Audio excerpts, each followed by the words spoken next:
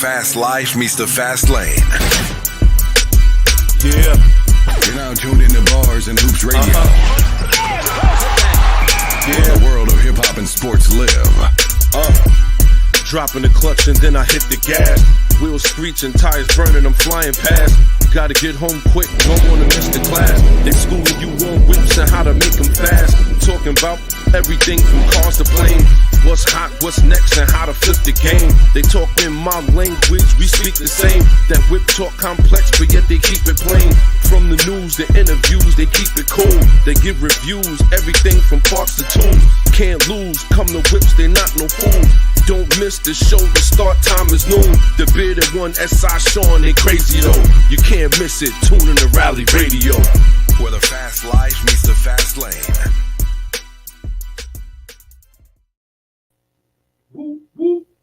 Whoop, whoop, whoop, whoop, whoop, whoop. We in the building early. You already know what it is. The bearded one here. S.I Shawn, baby. Let's go. Let's get it. You already know how we get down, man. We in the building early, and I know you see the title up ahead. And for those that don't, you already know what to do, man. Listen, do you own a forever car? And if you don't, are you going to get one?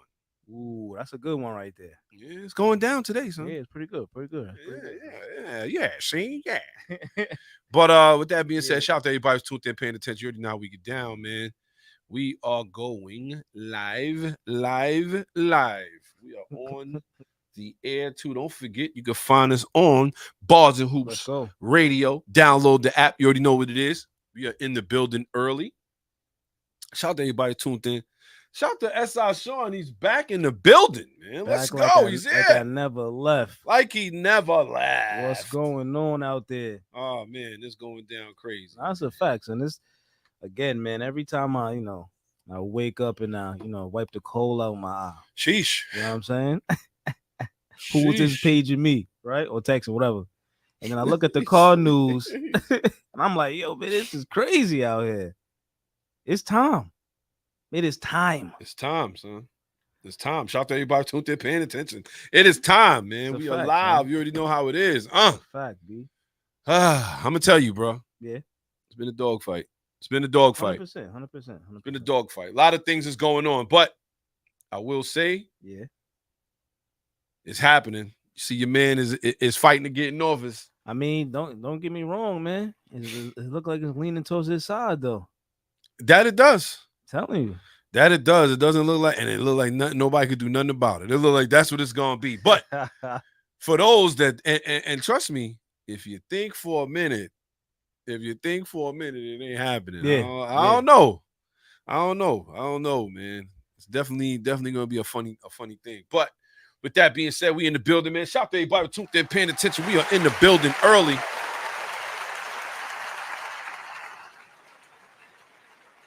I don't know, man. You think he's gonna possibly turn around the whole automotive game, or I don't know. I don't think so. So here's the thing, and it's funny. It's funny we even talking about that because he said already. Yeah, he said EV mandates stop day one. Ooh, wow, he ain't playing. That's why Elon Musk was son. It was crazy. I don't know if son. So it's been a little while with the election and everything like that. It's been getting a little while, and I'm gonna tell you why. Because now it seems like they was playing Elon Musk. He said, "Yo, I'm gonna donate $42 million a month to Trump's campaign to make sure that he take a lot of these cats out." I thought it was like 150 or something like that. Now I heard it was 42. I could be wrong. Yeah. If this man gonna be giving up 150, 42, whatever, right? But at the end of the day, after he said it, Gavin Newsom. If you don't know who that is, that's the governor of California over there. Yep. Mm-hmm. He said, "Yo, you bended the knee." And then Elon Musk wrote back to him, "You always been on your knees." Oh, boy. Told that man, "You always been on your knees, God." Wow, that's crazy. Sheesh. So with that being said, it's funny that how he said that, right? And then he said, "Yo, he moving Tesla all the way from California to Texas." I thought he already did that. Yeah, I thought he did that too, right? That was a long time ago talk. Yeah.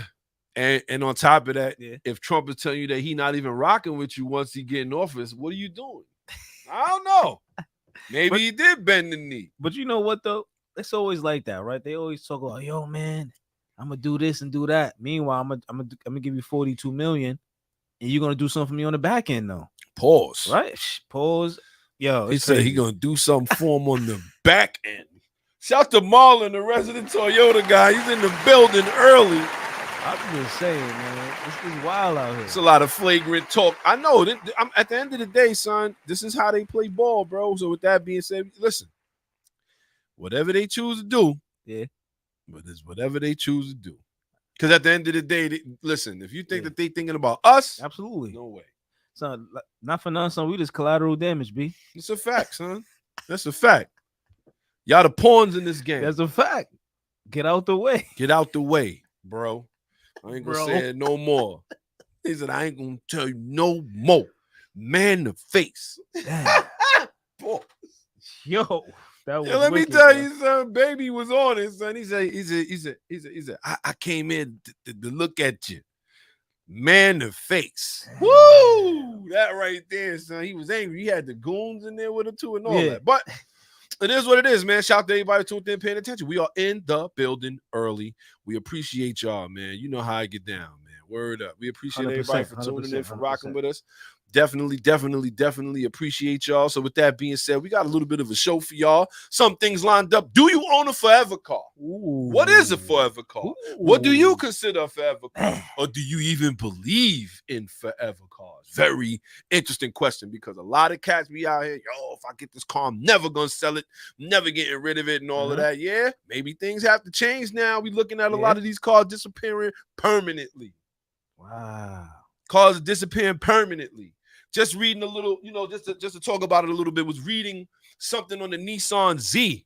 Ooh. The 400Z. Y'all know it's not the 400Z, but that's what we're going to call it. Okay. And you know what they said? They said the Z checks all the boxes on the track, and that's it. They said when you bring it home, it's trash. Yeah, right. I swear on everything I love, that's what they said. Because I remember when it first dropped, it was trash on the track. But you bring it home, you in love with it. This version that they were talking about was the Nismo Z. Well, the Nismo Z, like all Nismos are dedicated for the track, though. I don't. This understand. one is auto, and it doesn't go manual. That is true, kid.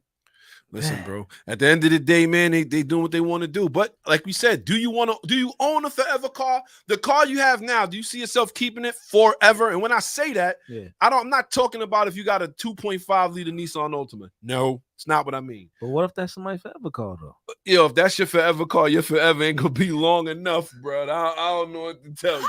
It is what it is. Shout to everybody who's tuned in, paying attention. If you rocking with the bearded one, don't forget, drop your name in the comments so we can shout you out. You already know what it is, man. They wilding out here. If you got an Ultima, that's not your forever car. That's the foot. Yeah, what about the SCR version? Oh, boy. Which one, though? The 06, like the 05, 06 SCR. Can't front. I did see one of those. I that's still like my those. arch nemesis. Nah, stop. What? He said, I like those. I'm talking about the SCR with the red all badge, Shawn, with the 6-speed, with almost 300 horse. That's he what I'm said he about. Liked those. Y'all heard it here first. Jay know what I'm talking about. Where Jay at, son? Y'all heard it here he's first. Around here. Shout to everybody who's tuned in, paying attention. He said, yo, I like those. All right, I ain't so gonna front. The better one, aka the Jaywalker, is wilding right wilding now. today. He's wild. I know he been one of those hit the streets. Those was fires. Stop. What? So the SCRs was not ill when they came out? Are you serious with that big old brake light? Come on, son. What you talking about? You talking about the 2006 4-door Ultima SCR? You was with that? You wasn't? Oh, nah. Hold on, y'all. Tune in, y'all. Wait. Which are we talking about? The Ultima SCR? Yes, son. Son, I ain't with nothing that says Ultima, son. Wow. I ain't with nothing that says Ultima. Yo, I love Ultimas. Nah, bro. Not over here on this side, family. We cannot do that. Man, that's real. But if that's your forever car, listen, we can't knock whoever forever car is their forever car, but do you own it? Son, do you have one? Son, I had the 3.5 in there, though. Okay. I'm with it. 6-speed. Yeah. Yo, okay. I can't believe you right now. Nah, you can believe me, son. Say you can believe me. You can believe me. I don't care. I respect that. I respect that. 18-inch forged wheels. I hear you, man. Let's go. Carry on. Let's go. That's your forever car, son? Nah, but it's definitely it's in the conversation, bro. Son. I don't know, kid. Boy, I don't know, I'm son. starting to like I don't now. I'm know, starting to B. get a beat on SI, man. You just be over there like, yo, I'm son, as telling you, long as it son. has performances. See, that's how I'm saying. He be throwing me off, man. 1 minute he be like, yo, if it had performance, yo, this is what it is. And then he be like, Nah, yo, the son. car's ugly. I'd never buy it. No, It's a certain manual cars, V8. it's like certain, like this is the only Ultimate that ever gets a pass ever. Okay. In history, to me at least. Ever. It's not. Because you definitely had I believe it was the What? 96 Ultima that everybody had, but over in Japan, it was called the Bluebird, and it had an SR20 DET in it. Nah, you're not talking about the Ultimate. You gotta be talking about like the Sentra or some shit. No, it was the Ultima with the funny shaped Ultima, Nah, and some of the son. dudes, Nah. it used to look like a tiny J30. You know what Ultima I'm talking about? Yes. I'm telling you, son. At the Yeah. end of the day, them joints came with an SR20 son. DET overseas, Nah, and son. it was called the Bluebird. Only want to get the pass is this one, so I don't know about that Bluebird. That's what I'm saying, son. He talking some crazy, I know, and he son. like the big back one too, son. He's like, yo, son, that joint get it pat. Oh my god. With that being said, man, shout to everybody tuned in, paying attention. Shout to Dave, my guy. Dave Let's is go, in the Dave. building early. You already know what it is. Let's go. I'm gonna tell you right now, man. At the end of the day, to say you own a forever car to me is an understatement. But it's just something we wanted to bring up to everybody. But today we got a new little segment, man, and we're gonna try to stretch our wings out. Want to shout out everybody who's tuned in, paying attention, who's rocking with us. You already know what it is. Any shout outs you want to give, kid? I just want to shout out to everybody who's been rocking with Riley Radio, who've been doing the right thing. You know what I'm saying? Who've been spreading the word. And not for nothing, those out there, man, just keep it cool. Absolutely. Just keep it cool out there, man. We appreciate you 100%. Keep it cool out there. Don't start bugging out. That's a fact. Because we see cats out there. But yo, it was a wild catastrophe out there this week, man. Every time you turn around, man. Shout out to everybody who's tuned in, paying attention. It's getting crazy out there, man. What's up with that bubble? You seen that bubble? Nah. It happened again, but definitely crazy. But we got a new little thing we're gonna try out. But before we jump in all of that, we're gonna get into our little recap from last week. Since S.I Shawn was not here, I am gonna do the recap. You know what the recap was? Pretty much, man. What is that? At the end of the day, there's a lot of people out here doing a lot of silly things, a lot of goon things going on out here. Yeah. We talked about last week how the dude dropped his ZL1 Camaro to the dealership and they just could not keep their hands off of it. They jumped behind the wheel, took it out, totaled it. And now he taking the L on the insurance and all that, not giving them what the bread is, what it's really worth. So here's the thing about that, right? So this is the problem, right? With the insurance, right? This is how they get us. This is one of the reasons how they get us, right? Right. What they do is, though, they charge us for what the car is initially worth, like brand new. Yes. But as time goes on, as the car depreciates or whatever like that, they're not gonna give you what the car once was. It don't work that way. Which is corny. Yeah, no, it's super corny, but that's how they play. It's like, so we expecting to get back, let's say, I don't know, let's say the car's worth like 70 or whatever, right? 60. We expecting that. Nah, they gonna try to give us 40, 30. So, and you know what's funny about that? When you got a house, right? Do you think you pay your insurance on your home insurance on how much it costs to rebuild the house or the value of the home? Damn, I don't know. Maybe on the value of the home. Yes. Wow. You pay it on the value of the home. Because to be totally honest with you, yeah, to rebuild the home, to rebuild the home, like from ground up. From ground up, could cost you like $200,000. Okay.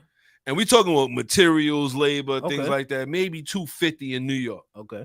So why is my home insurance like you need it at a certain point? Why? Because the value of the home. Oh, it's not. And a lot of people do that, especially if you don't do that 20% down or anything like that. Shout out to my guy Shy's in the building. Let's go, Shy. You already know what it is. Shout out to my guy Zoom for Zoom. He's in the building as well. You already know what it is. Shout out to everybody tuned in paying attention. But that's how they play you. But when it comes to cars, they only gonna give you what they feel. It's only worth it. Absolutely, crazy, son. Like it could be. You can have classic car insurance on it. Don't matter. Don't make a difference, bro. And this is why I say sometimes you just listen. You got to go after people and you got to take that money out of their pocket like Mario coins, boy. You know what I'm saying? You got to get that. Because I'll be crying if somebody crashed my forever car, son. And it wasn't me. You know what it is, right? Like it's like every time, like even when I had the Shelby, right? I'll go somewhere. Let's say I had the valet park it or something of that nature, right? Or the dealership for something, right? I always tell them like, yo, do not drive this car other than to the spot it has to go to. Like you gotta let these people know because they're gonna take advantage. And my second question is, do you know how to drive manual? That's the follow-up all the time. That should be like automatic though. Son, but remember these Yale ones come with the auto on there though. So he did, however, put it out there that he didn't want nobody driving the car. He did. Nah, son, you gotta when you do that. I don't know if he went to the service people or whoever he went to, but you gotta make it known. Right. Like for real. Like it's like, listen, y'all, this is not one of those. You gotta do that. Just like what happened with that valet with the black wing CT. What is CTV5? Am I saying that right? Murder. Son, remember he crashed it. Boy. Yeah, I would go get him out the crash just to put his head between the car doors, bang, and just keep closing the joint until he understand why I'm pissed off. Shout to everybody tuned there paying attention. Yeah, he could be the understand, he could be unconscious. That's it. It's the unconscious. That's it, son. He's knocked out. Shout to Clarence Alexander in the building. You already know what it is. Shout to everybody tuned in paying attention. That's a fact. And with that being said, we asked the question again: do you own a forever car? I don't know why that kind of stings a little bit. It you know do. what I'm saying? Because it's like, because I don't know. I look at the SI, right? It's a good car. Yes, it's a good car, man, hands down, right? Is it a forever car? Though? That's the real question. That's what I'm saying. Like, it could be. It could be given as one of the last of the coupes that you can even get. Yes. You know what I'm saying? So it kind of like it may be moving in the realm of that, being the first turbo one. Yes. You know what I'm saying? So it's kind of like, I don't know. I think it's interesting. I think you adaptive suspension on it. So it's kind of like, it could be. I think we got to ask ourselves sometime, if you don't own it, what is a forever car to you? Ooh, which one is it? Which one is it? Because now, listen, I don't know if y'all seen the news. We talked about it last week. Porsche Boxster, Porsche Cayman, getting wrapped up in 2025, right? And then we got some more horrifying news about Porsche. Come on, it's getting ugly out here. Did you see that bubble pop up? I did. I saw that. You saw that too, right? That's what I'm saying. It be bugging. But with that being said, we're gonna jump out of the recap a little bit. We got another special little segment over here. S.I Shawn's Spec Intellect. Let's go. Now, with that being said, this is pretty much like something different that we trying out here. You pretty much just tell them, what we talked about earlier. You said you put it out there earlier. Is the cars today the last of the Mohicans? Ooh. And if so, what do you buy and why? Why? Continue on, my brother. I think that's a real good one because I just was thinking about it the other day, right? Yes. Even from like the Porsche GT3s, the Ford GTs, the 06 versions, and all that, all these great cars that we had. And how they say yesteryear and whatever like that. Damn, I hate the way that sounds. Yeah, yesteryear. me too. I don't like that. And it just makes me think like it's today's cars, right? Do we look at today's cars as like, yo, this is now the new pinnacle? And if it is, what do you cop and why do you cop whatever it is you think is like the last of the best car or best sports cars or sedans, or hell, for that matter, pickup trucks? Yeah. Like, why do you feel that today's the last of the Mohicans of the cars though? I'll be moving forward from the hybrid, the EVs, the now the 3 cylinders in cars. Like, what do you think, son? I think this is a tough one for me. Like, I had to ponder this one, son, because I don't. It's like, is 5,000 pounds M5s? Like, I'm confused, huh? And they said that's the best they could do. BMW came out and said that's the best we could do. BMW said that. See, that's what I mean. Like, is today's cars the last of the Mohicans, B? Is it? Damn. So I don't know, B. Well, I'll tell you what. The bearded one is gonna jump into that a little bit. Yeah. Then we're gonna move right on. Yeah. I would say this. Do you truly believe that in the future there's gonna be better cars? Ooh. Do you and when I say that with performance-wise. Yeah, maybe they're gonna make another car that could get you from here around the world on one tank of gas. Hold on, wait. Are you leaving it at just performance or like aesthetics too? That's what I'm saying. Okay. Or like all together. When I say that, I want you to understand what I'm saying here. Like, do you think that they're gonna make better cars in the future, or do you think that this is it? And if for me personally, I think this is it. I think at the end of the day, once you get rid of a Porsche 911 and make it hybrid, you get rid of the manual version. Ferrari's gonna be, and we ain't get into all of that, but we're gonna get into it later on today in the show. Ferrari's coming out with something. It's like when you start looking at it like that, is there any more room for performance? And I'll be totally honest with you, with the onslaught that we going against, with the way that the judicial system is coming down on people who they claim are reckless driving, the way they want to stop so many different things, the way they want to put speed control across this whole continent, and I don't see it. I don't see any more better performance cars coming out.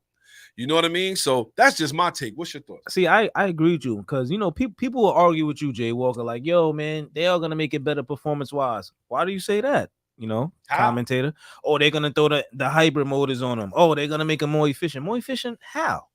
Oh, they're going to, like you said, they be able to get you around the road on one tank of gas and make it 500 horsepower. So they'll argue the efficiency part, I guess. But well, I've had cats argue the safety. Damn. At my job last week, co-workers, listen, electric vehicles as per 100,000 per capita are safer than gas cars. And I'm like, that's the kind of, see, that's what I'm saying. If you're telling me that, then that means that whatever I say as far as before, it's just you already gone already. They already got you. That's a fact. They already snuck in your room.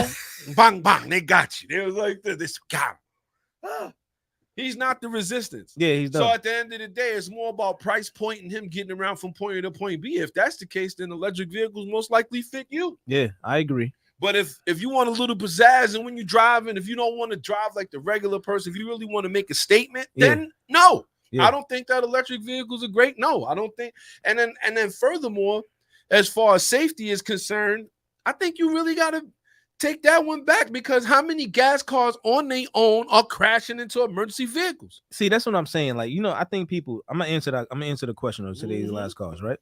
But I think people, what they go off of with that, they going off of you know, misleading stories. You know, they're not going off of like real data. They're not doing that. They're not doing that. They're going after numbers that people just forging up. Like, you know, hey, listen, y'all, these things are super safe. They doing blah, blah, blah. They could, you know, they could crash in the cop cars and, you know, fire truck, but that's okay. Hey, it's part of the game. Nobody cares. See, people not understanding that part. What? People not understanding that at all. What I say is all the time, man. Listen, are the cars of today the last Mohicans? Yes. We got an M5 that's over 5,000 pounds, weighs as much as a Tesla, and probably not as fast. And if that's the case, has hybrid engines or hybrid motors all over, and then they're supposed to help you in this, then the third. But it's a boat. It's past the boat. It's a boat. It's past the boat. You know why it's past the boat? Because people was calling it 392 Scat Packs boats, and that was like what, 4,200 pounds? Yeah. So this is past the boat. This is like a ship now. It's more on lines of a ship. It's huge. It's crazy. So that's what I'm saying. So are they making better cars? No, I don't think so. So you're right. I think today, and like I do think today is definitely the last of the Mohicans. Yeah, 100%. I could think of other cars I'd rather own that are 10 years older. Absolutely, that's 20 years older. Yeah, absolutely. I could think of cars, and when I say that, because 20 years ago was you saying that? Ooh, you feel what I'm saying? But you know what's crazy? Because when you think about it, right? It was like what we were seeing 20 years ago.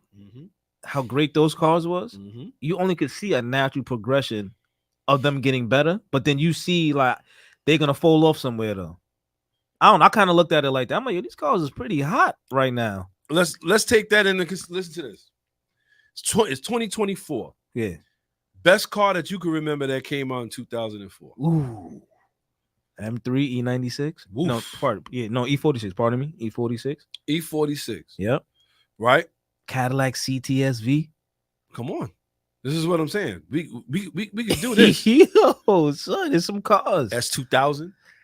Damn, son. Like when you like there were cars out that were and 20 years ago, would you say you'd rather own something 20 years older than that or 10 years older than that versus having a brand new E46 M3? That's what I'm saying. A brand new S-Type. But now, if somebody come in here, if Bob Barker came dancing around in here, was like, you won yourself a new car. And he come in here with a Tesla, the first thing I'm thinking about is how to sell it to get money to go get a 10-year-old Porsche. Seriously though. Oh man, that's what I'm saying. So 911 turbo. Come on. So again, I think it's a great question, and I think it's great that it heads off this new topic, this new segment that we're doing. S.I Shawn Spec Intellect. Factories. Is the cars of today the last of Mohicans? Yes. Yeah, 100%, son. I don't see them getting better. No. Aesthetically, performance-wise, enjoyable.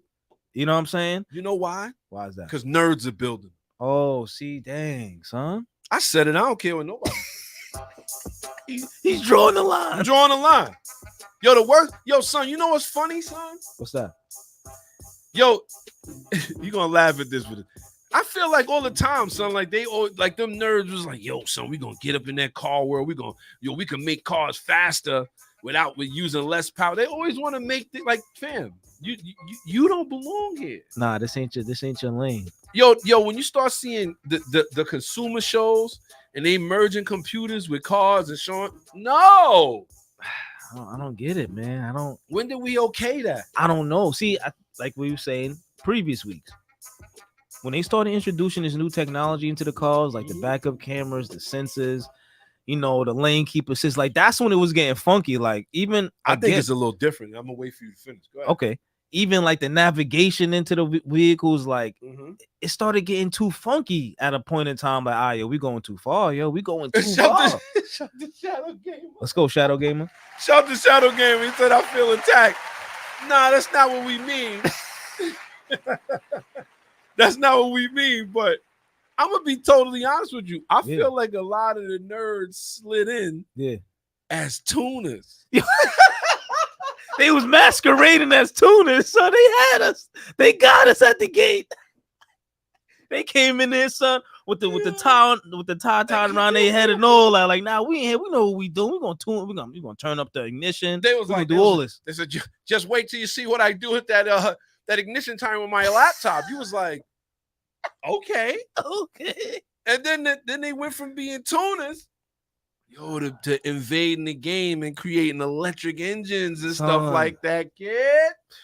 Shout to Dave. He said, is a forever car something dependable, reliable, something that starts at the drop of a dime? Well, that's the thing about forever, man. Mm-hmm.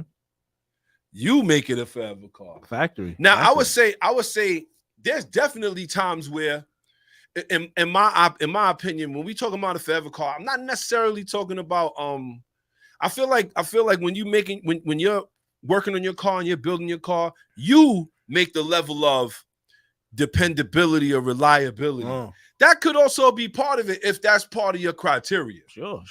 You know what I mean? Like some people have that 1991 Honda Accord, that CB7 body or whatever, and they still rocking it because it's still going. Yeah. Can't be mad at them for that. That's their forever car. Yeah, I remember, right? You feel what I'm saying? Not to go off topic. When I was living at my grandmother's house, somebody up the block. I don't know if you ever knew them.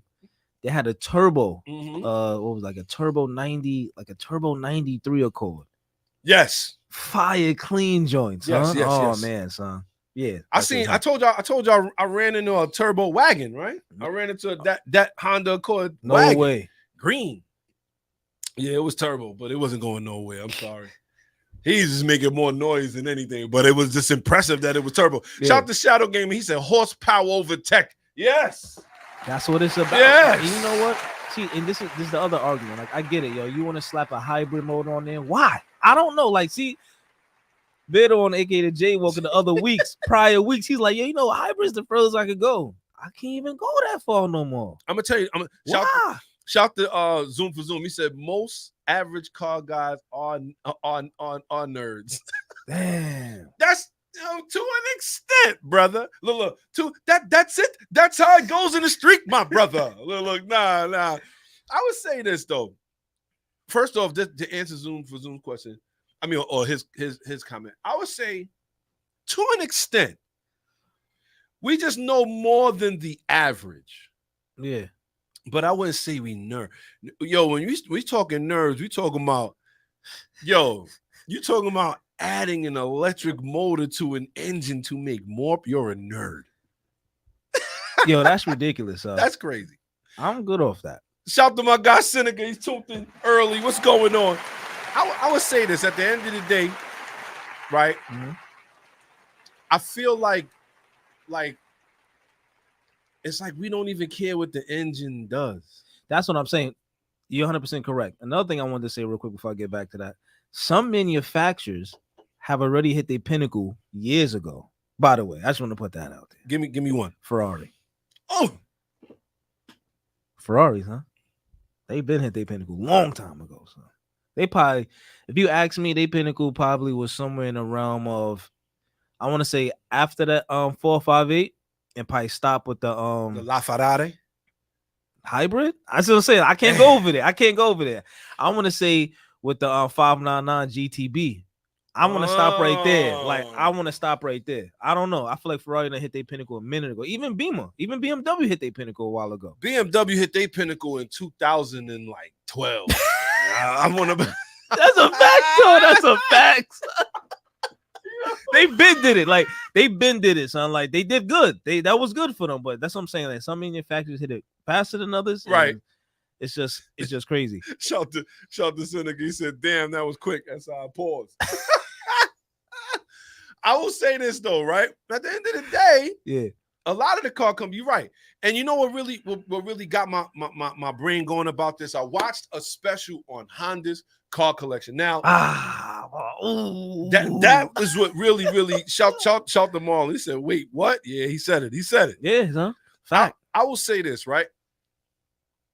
They was looking at Honda's car collection when so apparently Honda, not a lot of car companies do this, but every car they make, they roll one off the lot and they keep one. Yeah, they keep one. Yeah, that's definitely ill. That's right? Definitely a cool thing to do, by the way. And when you go to Japan, they have them on display. You can go there and actually, this is one of the reasons why I want to go there actually, but they have them on display. And they go back all the way to the 50s when the first one was created. You start to see some of the different engine designs, exhaust designs.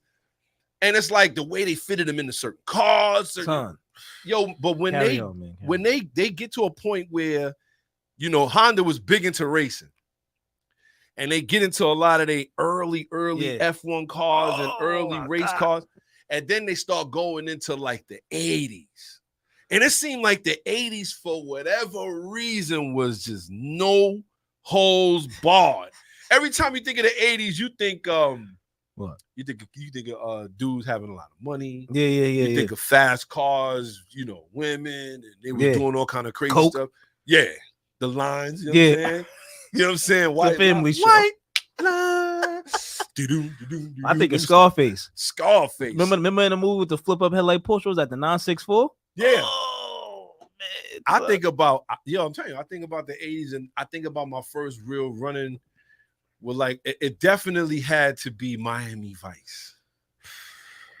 They was in the convertible Ferraris loading shotguns like I could feel them coming and wilding. Yeah, they was wilding, son. Shout out to Zoom for Zoom. He said, as far as a forever car goes, I think it's a car you have an unhealthy love for, that no matter what, you keep it, whether running or not, and nobody can tell you nothing about it. And that we're gonna have to pin that one. Yeah, because that's not bad. Like that's actually a great. That is, because it's just like how damn, what's his name? Can't think his name. He said something like, "Does it have to be reliable? Turns on a dime and all that?" But like Zoom for Zoom said, like, yo, it don't even gotta be all of that. It's whatever you make it out. What you said is like whatever you make it out to be. Right. You know what I'm saying? But he is right though. Like you got an unhealthy relationship with it. I agree. Damn, I agree. This is why a lot of dudes gotta sell them. Damn. When they move on in life and they're like, oh, you gotta make one another. Either you love me or you love the car. You be like, yeah. Why you make the voice like that? Make a choice. You gotta make a choice because if you love your mama, you love your girlfriend. The kids gotta go to college. Damn. What? Homeschool at Oregon. But no, that's a fact though. But it also goes back to what you said. Like, I feel like nowadays people don't even care what the engine's doing. No. Know what it sounds like. No. Like, forget about all that. The engine is, and this is what I'm saying. The engine is like the least of their worries. And there's even people doing that now, but you just don't expect it from a lot of different people. Shout to Seneca. Like I said, he's in the building. He said, He said that Prelude with the rear steer was their peak. Ooh, Wow. he went at Honda just now. I don't know, but that's a good one though. That Prelude though, That was 91. You mean to tell me son, that was like 90, 92? No, the first one was 89. Yeah. Nah, Honda leaps and bounds. Yo, he's being cold. Nah, he being cold blooded right there. But that wasn't the first generation Prelude they did that with. Yes, really. Actually, the second.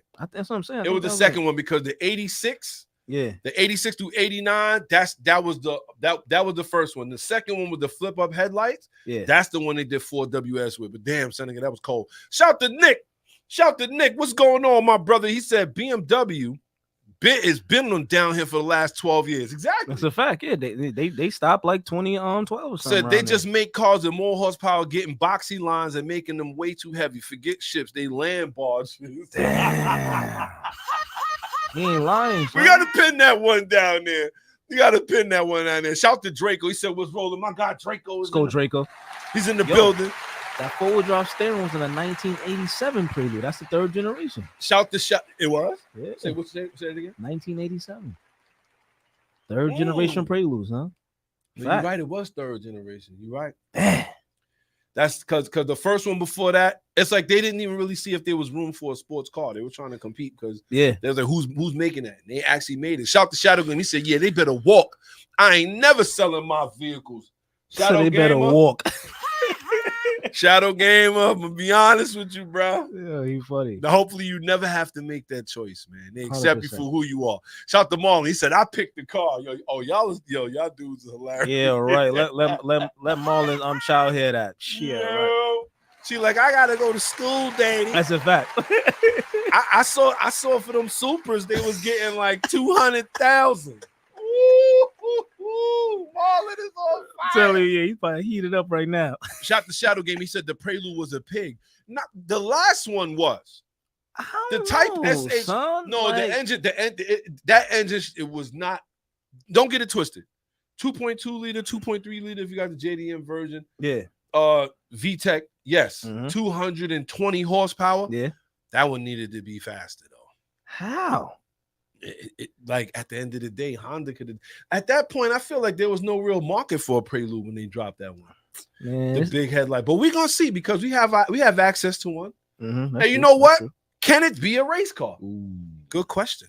Shout the Shadow Game. He said the 1998 had it too. Yeah. Yes, I'm about to say, the last generation Prelude had it. It had four steering. That's what I mean. Like, so that Prelude actually was the best one. Son. I'm sorry. Big engine? Nah.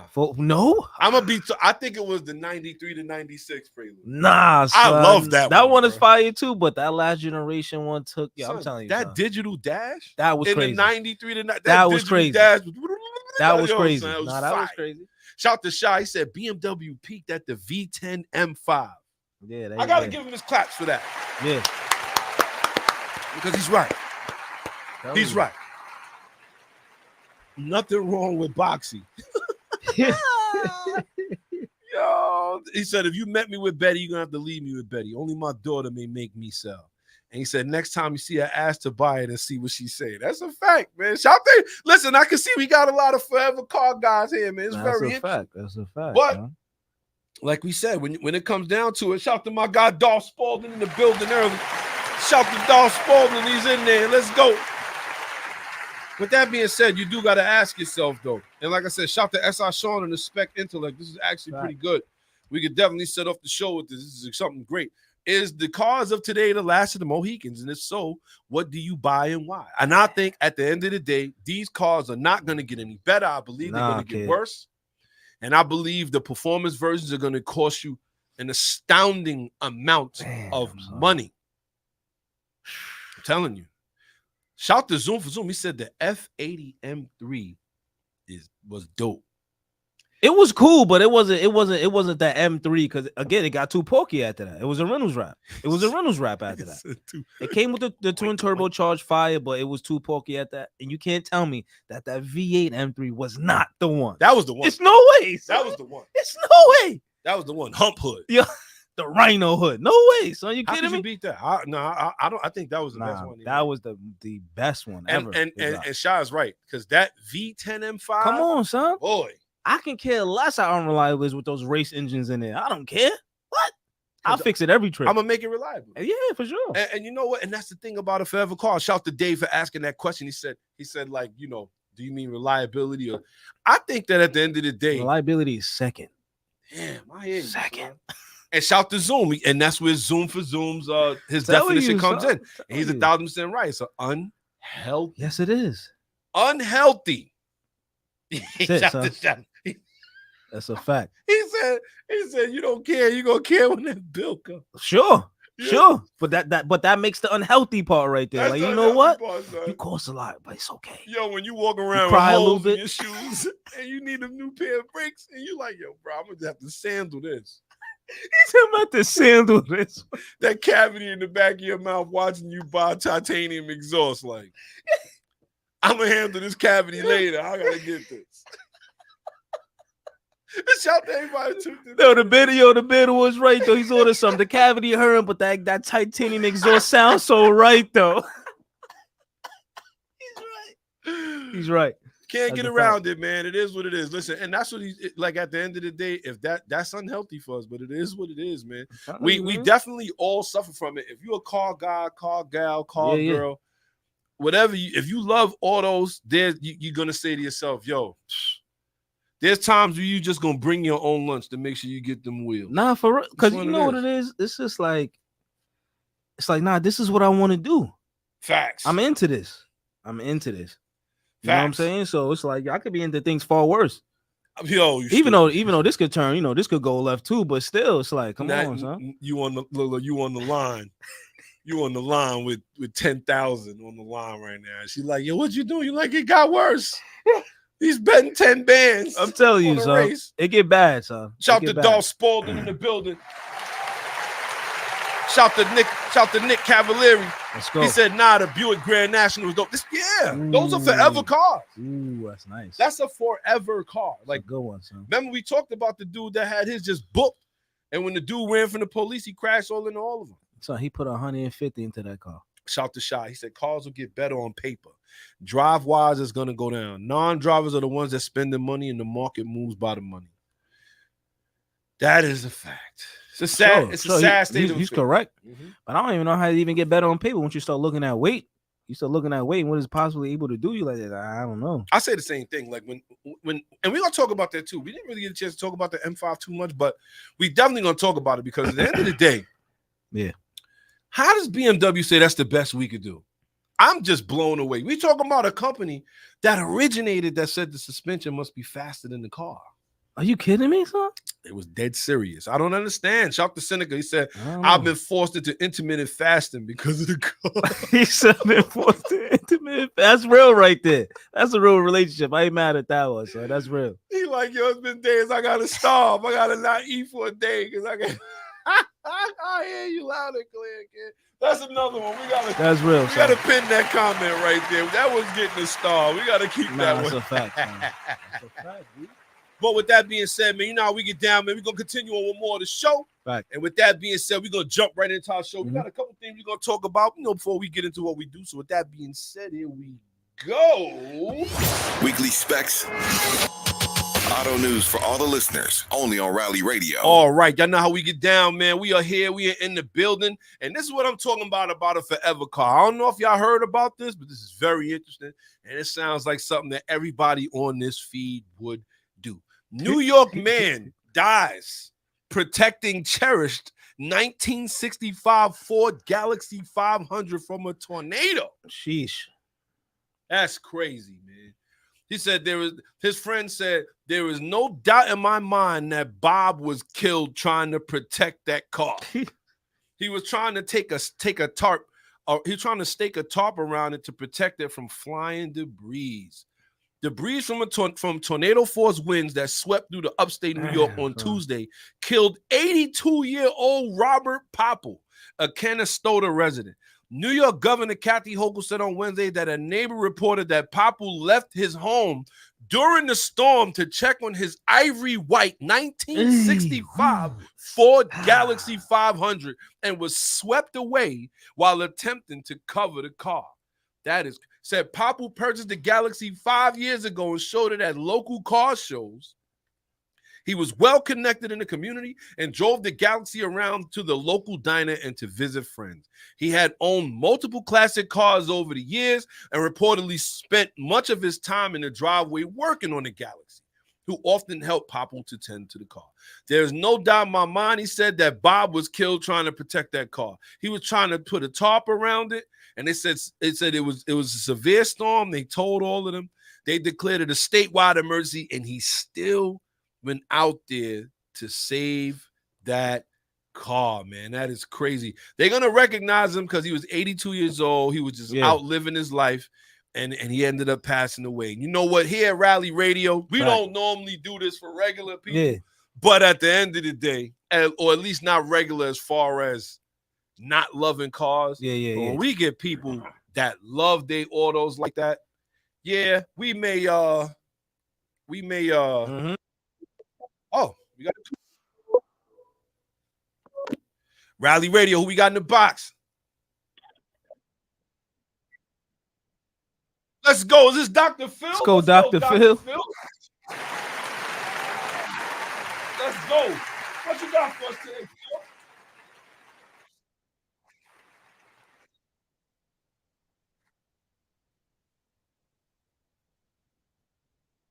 Let's go. It's never too early in the show for the understeer. It's never too early in the show for the understeer. Hold up.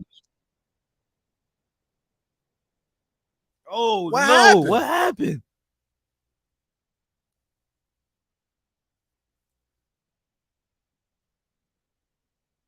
Okay. You're just about that's go ahead, because that's on the topic for today, son. I'm telling you, everybody's on the topic. Continue on. Everybody, they can't hear you. Hold up, Dr. Phil. They can't hear you. So what I'm gonna do is, for those that's listening, we dealing with the phones. I'm gonna forward to you everything he's saying. So right now, Dr. Phil is giving himself the understeer because he's at Shea Stadium getting his exhaust fixed. Continue on. Mm-hmm.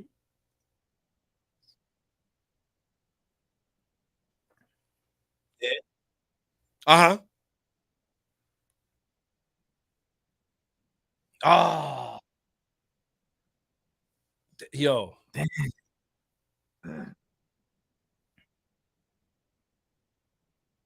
Safe.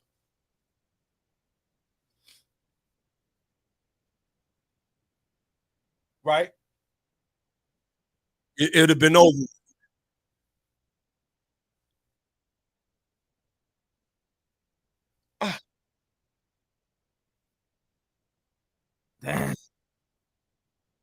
Hold up. Oh, hold on. So for everybody that's listening, like I said, I'm sorry if y'all can't hear him. We're gonna fix that. In the meantime, Dr. Phil was out whipping, and he said that the roads are horrible, so they could get a little piece of this understeer too.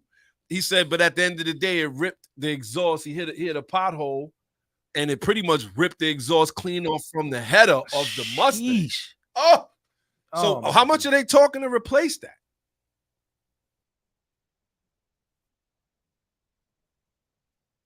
Man.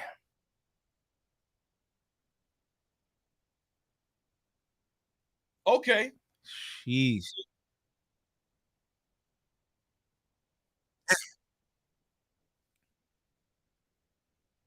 That's crazy. So for everybody so Dr. Phil been riding around with open headers all morning because the joint damn near tore everything off his car.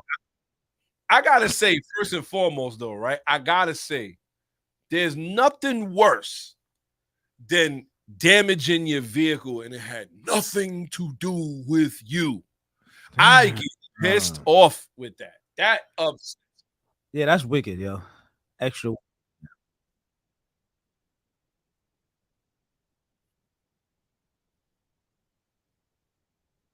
Pissed off. That's crazy. That's crazy. That, you know what? And you don't know how many times I done had to either go to Shea Stadium or that tire spot on Northern Boulevard where I done paid out the nose for a new tire because I can't get home no other way. I feel like some of them places, they are to set up sometime. I'll be like, yo, this is crazy. I'm sorry that happened. But that's also So with that being said, that's a problem of a forever car.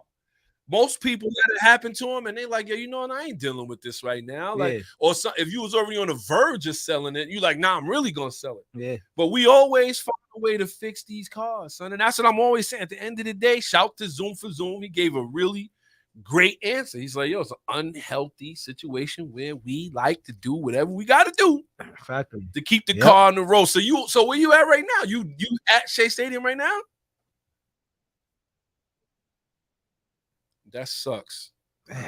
That truly sucks. And I'm sorry you actually had to go through that. I'm trying to figure out what's going on with the phones. In the meantime, Dr. Phil, keep listening and give us an update, because today's our tech talk is about stainless steel versus titanium. Ooh. Because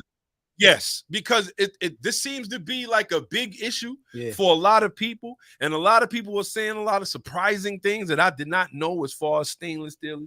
So now we're gonna get into it today. Which one is better? Which one is better? So give us a call back around Tech Talk, because I want to hear what you got to say. Factory. All right, Phil, listen. Don't let them rob you, bro. Nah.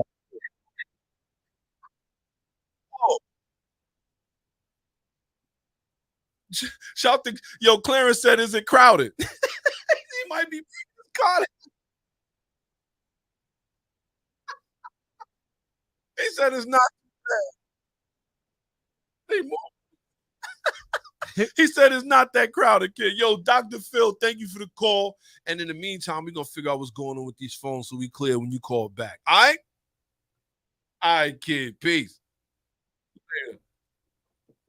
Sorry for the hold up, y'all. I don't know what was going on as far as the phone, but that was actually interesting, man. Ain't nothing worse. Ain't nothing worse than something happening to your car had nothing to do with you, man. Terrible. I'm telling you. With that being said, we wanted to, before we move on, we're gonna give, and this is, I hate to hear this, man, but you know that he was trying to cover that car, and they said he got swept away in a tornado. That is crazy. But damn, son. You know what is he was 82 years old. He was willing to lay it on the line. And he did. So with that being said, we're gonna give a nice little moment of silence for Mr. Robert Popple. Robert Popple. He gets a moment of silence. Everybody.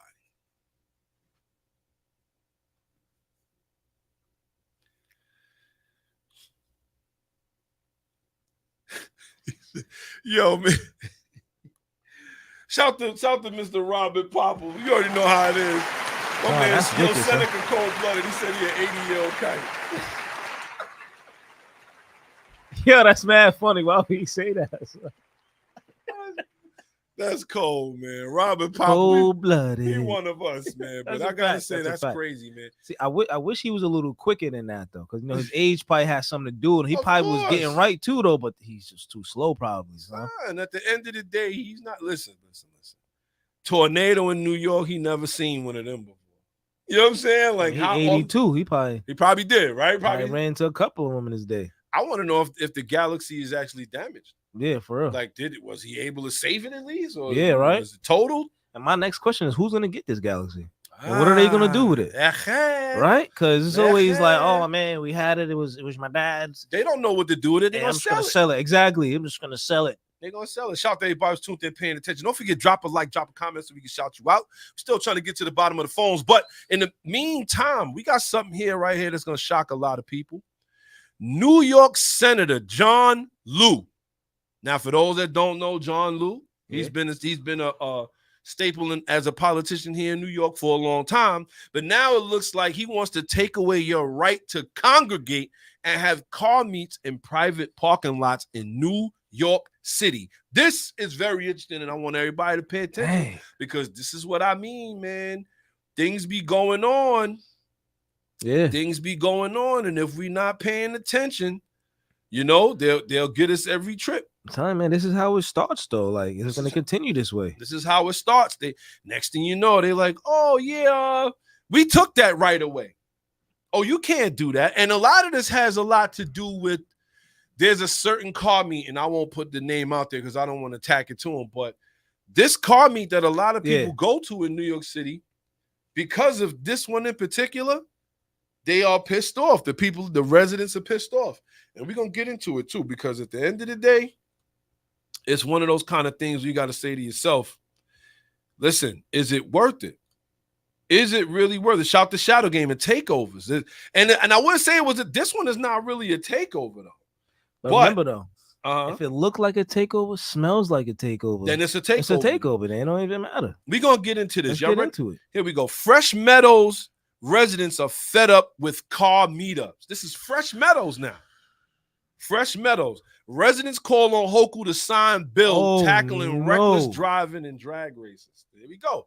Fresh Meadows residents are sick of car takeovers in the Fresh Meadows shopping center parking lot, during which drivers of souped-up cars have been known to meet up for drag races, donuts, and other dangerous moves behind the wheel. First off, that's a lie, but we'll continue on.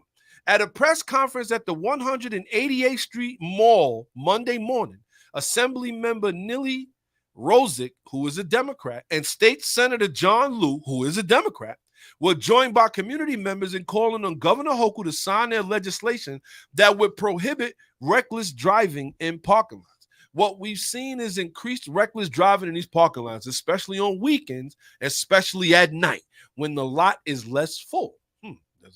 At the end of the day, I would think so, right? Yeah, I mean, that makes a little bit more sense versus them they doing it in the daytime. Right, but that's why I don't think it's being done. But we're going to give Fresh Meadows Tenants Association President Sol Sturm said that the noise can start as early as 5 or 6 p.m., but Maria, I can't pronounce her last name, so good, said activity can be heard well into the night. Said they also put their boom boxes on at really volcanic rates. Wow, son. She chose the vernacular. Yo, son, she went to the extreme real quick, though. The people had to visualize that, though. That's what that was. Volcanic. What does that have to do with? I'll continue on. So that she says they also put their boom boxes on at really volcanic rates so that they're not only zooming by and drag racing and screeching, they're playing music at 1, 2, and 3 in the morning, which forces you to close your windows and turn on your air rather than enjoying the fresh air outside. Yo, son. Do y'all hear this? You know what my problem is? They give us no outlets. And they get mad when you find something. Yeah, you know what? Here, park. Y'all can't even, there's nowhere to park at. There's nowhere to play this music at. They can't even give you a spot where nobody's at. That's what I'm saying. It's crazy. So we got more because this is not over. Boom boxes. What is this? 1987? Shout them all. Yo, so all I can think about, right, is they got the trunks open, speaker on top of the roof, and they going for brokes. I told you how they be doing, son. That's it right there. That's crazy. Yo, that one right there, son. Yeah, Yo, son. I know they going for theirs out there, son. Oh man, son. So apparently, this is what John Liu is saying. Yeah. What we've he said according to Liu, because parking lots, and this is where I always thought they were smart for having them in this particular parking lot. He said because parking lots like this one at the shopping center is private, police are unable to halt reckless driving in those spaces. The legislation filed S760 8402, which Liu carried through the Senate and Rosick in the Assembly, would charge that by adding parking lots to the state vehicle and traffic laws definition of reckless driving. We've been fielding complaints from our residents, constituents, and kids, and even not so young kids, driving their cars recklessly in parking lots, doing stunts, having drag races, beginning their drag races, ending their drag races, getting all sorts of people riled up over what these amazing cars can do. What does that sound like? That sounds like they want the manufacturers to be held and stop making performance cars. One, that's one. Yeah. And two, he said ending of drag races. He said beginning and ending. Now, we all know that they're not drag racing in the parking lot. Nah, they not. This is not Tokyo Drift. They not even drifting around the parking lot for that matter. Yeah. But what are they doing? They getting together and figuring out what they're going to do. So what is that? Takeover. Past a takeover. That's a car meet. They don't even want you having car meets. That's what I'm because it sounds like a takeover though. That's why. And they and like they said, from a distance, they don't care. They don't, son. So this is very interesting. I want y'all to keep this in mind. This law right here, if they pass it, They're going to. They're going to pass this, bro. And when they do, that's gonna spell disaster for car meets. Underground. Everything's gonna be underground at that point, son. And not only that, if it's underground, they still could just drive up and break it up. Oh, I don't care where you are. So now you can't go to a private lot. You can't obviously be on the street. Yeah. So where do you go? So the next question is, so they're gonna have to go far. But who's willing to go far? Listen, this is how street racing even came about because the tracks are so far away. Yeah.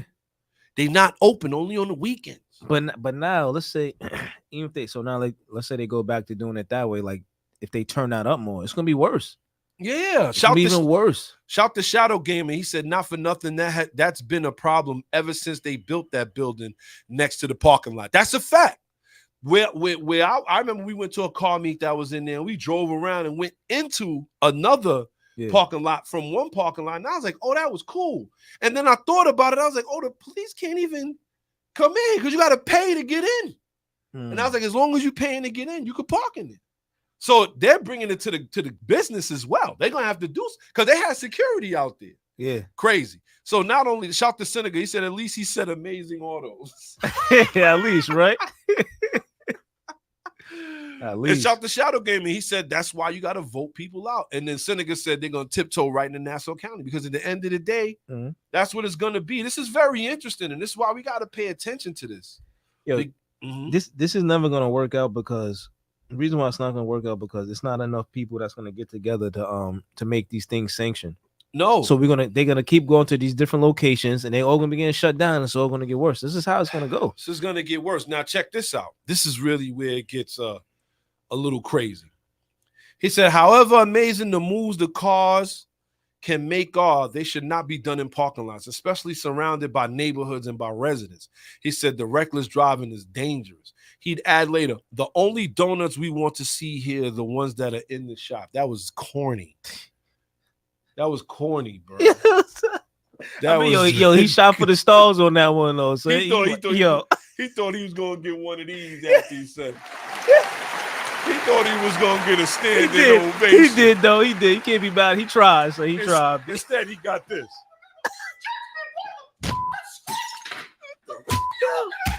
Yo, he over there asking for a 4-for-4, son. I don't understand, son. This is what it is. Yeah, I mean, they did have, music on a volcanic level. So I can't, and we talked about that when you go to a car meet. Son. Did we not bring that up? Yes, son. Did we not bring that up, son? We go to a car meet and all you hear is just wow. Like, bruh. And you know what? And this is why I'm saying. This is why Seven's Day and all of that be like on the move. Because you get these cats. And it's like they start wowing. Like, yo, it's like it's not good enough to just really be there. Like, they start playing. But you know, my thing is, though, like, it's like, yo, when do we stop? I don't know. When is enough with that? Like, that, I'm telling you, son. Go out there, 2-3 speakers on the roof, trunk open, doors open. Wowing. ODing. And you like, yo, bro, like the least, can we look? I hate to say it, man, but at the end of the day, you go to these places, right? And we've said it before many a times. Like you go there, it's like, yo, when we went to who threw that one that we went to in the parking lot? Rick's Magazine joint? Yeah, it was like, yo, dudes is in there ice grilling it. Like we just want to see the cars. I could care less about, you know what I mean? Yo, I'm telling you, son. Like it just, like, again, these car meets don't even be car meets. This is what they be doing, son. They be wild, son. We be in there like, yo, could you turn that down? And they turn it up louder. I can't even understand what he said. Yo, I'm telling you, it's crazy, son. We getting crazy sometimes. Nah, I do. But you know what bothers me though? This is what bothers me. We talked about this. Yes, we did. Like you go to a different level of a car function, and people not doing none of this. No. You go to a classic Porsche meet or something like that. Ain't nobody doing this. Nah. You know what I'm saying? You go to a different calibration of it, everybody's on a different level. Oh man, I'm telling you, I don't know if the phones are gonna sound right. Rally Radio, who we got in the box? Go, Shout Big to J. Jay. What's going on, Jay? I'm hoping they can hear you. They called what's the name called Phil, and they couldn't hear him. Exactly.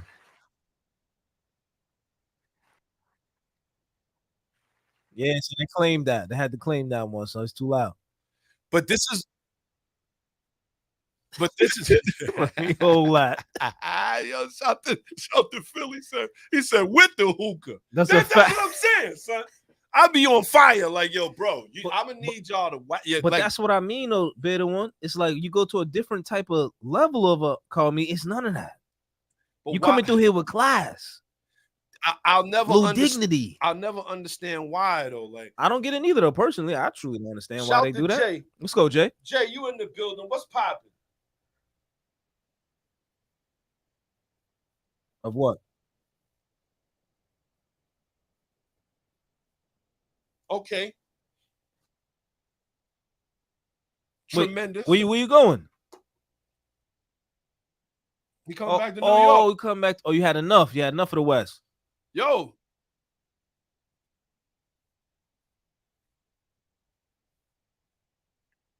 Well, in the meantime, Jay, we're gonna play some music to celebrate, man. That's a fact. In the meantime, it's for you, Jay. Hold on. Yo espero que no te embales cuando se un tiroteo. I'm about to get the hookah.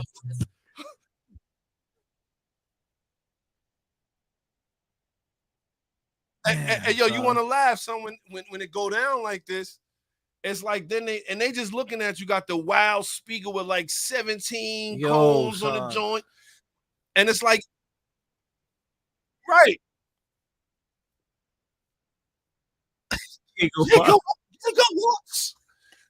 Yo, Jay, we getting feedback. They saying they can't hear you, but don't forget if you download the app, you can hear them. If you listen on the app, you can hear them. Don't know what's going on with because it works on the app and it's working inside the studio. We're trying to isolate the problem is to figure out why it doesn't hear people on air, but you hear.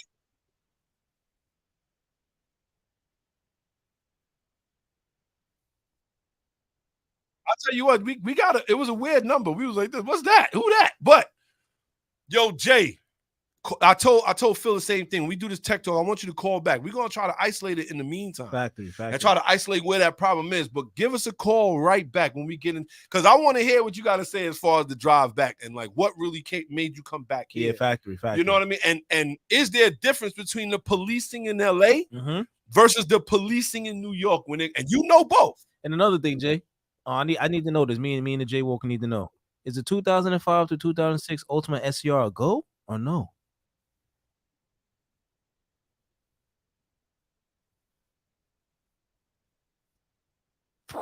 He said it's a feisty Ultimate. These guys vernacular is crazy.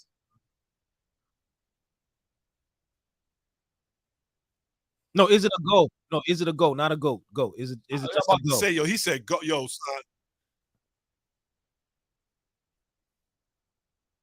This is what I'm trying to tell Jay Walk over here. Like, so with that being said, Jay, look, that right there was the nail in the coffin. Listen.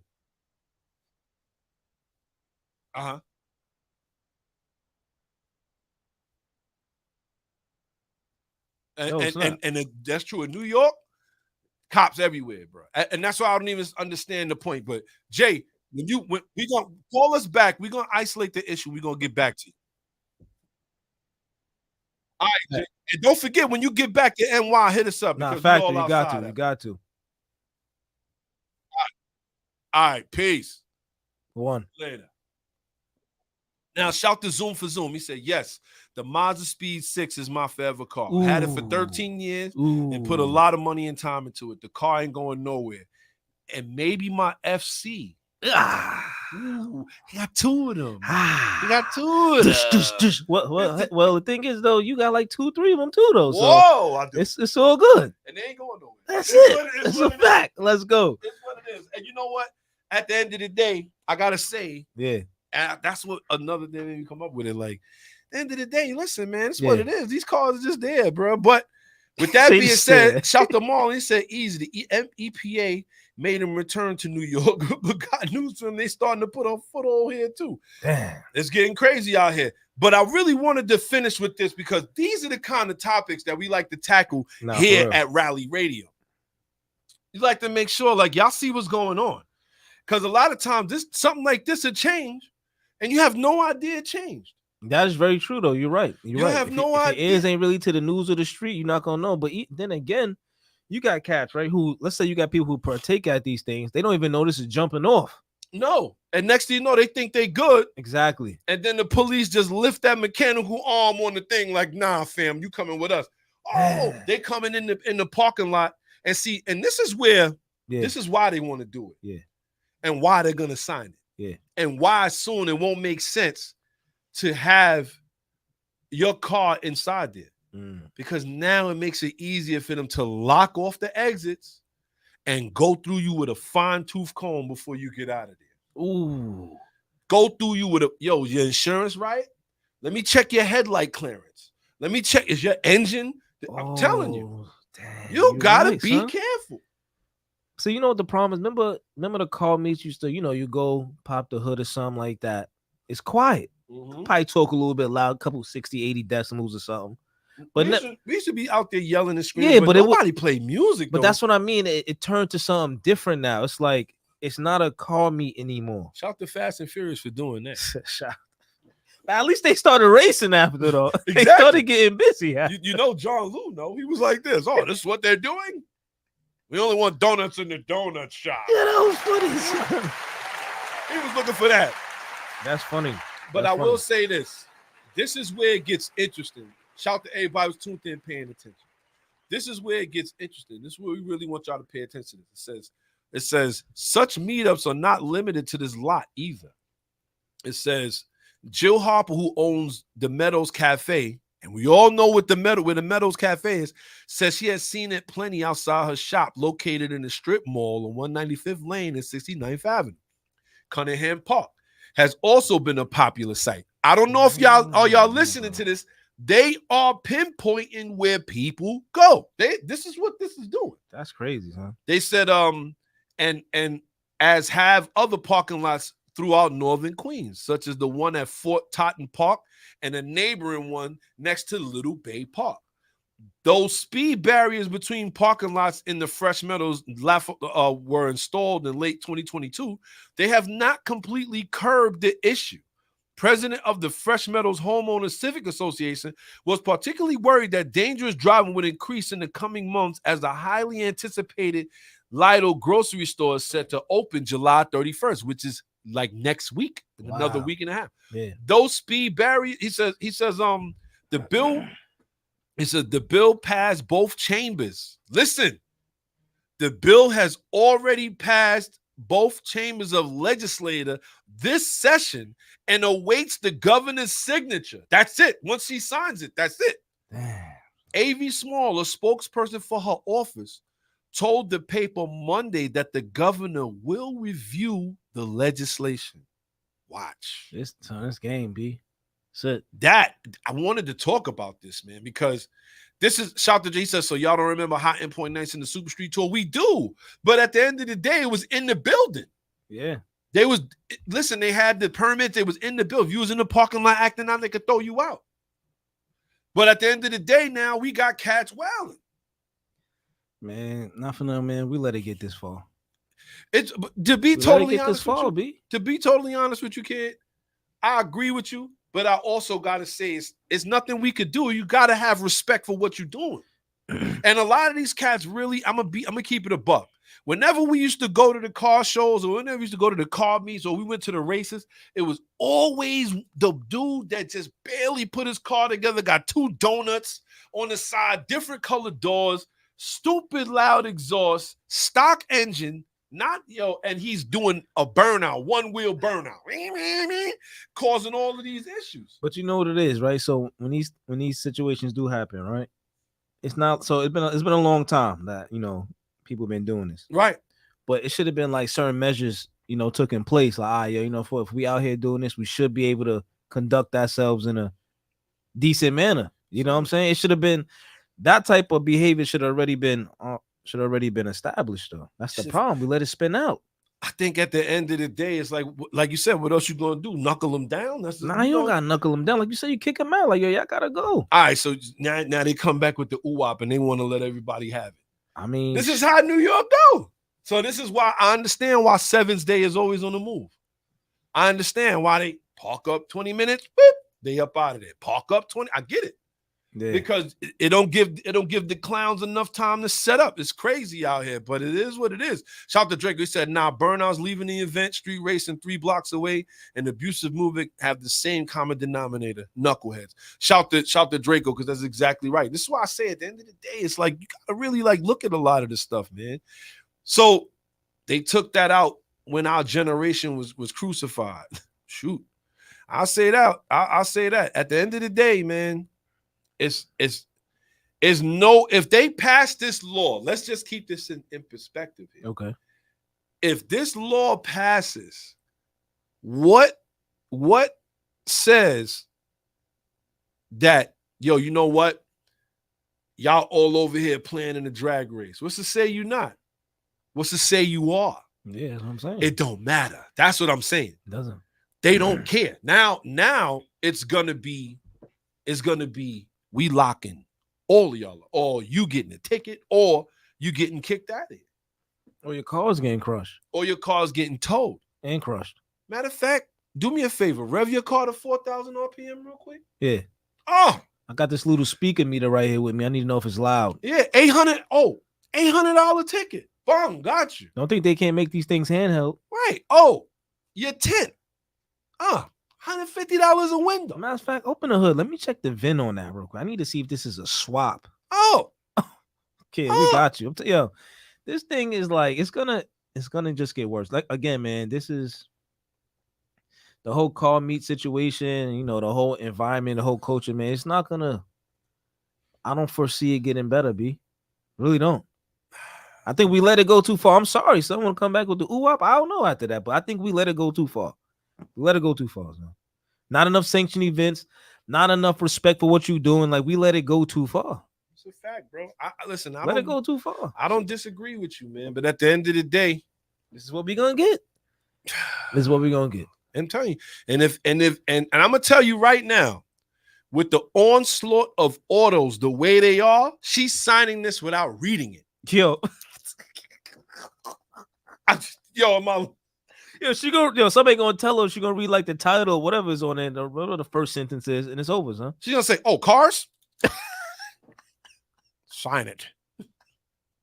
I can't stand those loud exhausts anyway. I'm telling you, kid, it's gonna be so bad. Even trying to leave here, they're gonna make it a hassle.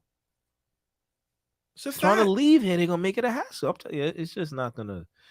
This is not gonna be conducive for the whole environment. You can't even your word. You're gonna be trying to get out of the state. Like, yo, you know what? Let's take it upstate. No, we got to get you for you. Yo. And it's more of a reason to think about it, son. What if? And here's another. What if 20 of us is like, yo, we gonna get together, meet up over here, and before we head out somewhere, we going to the key food or whatever to go get food. They gonna see 20 different cars lined up. You know what? This looks like a car meet. Yeah, this looks like a setting up of a drag race. Yeah, for sure. Don't let it be at night.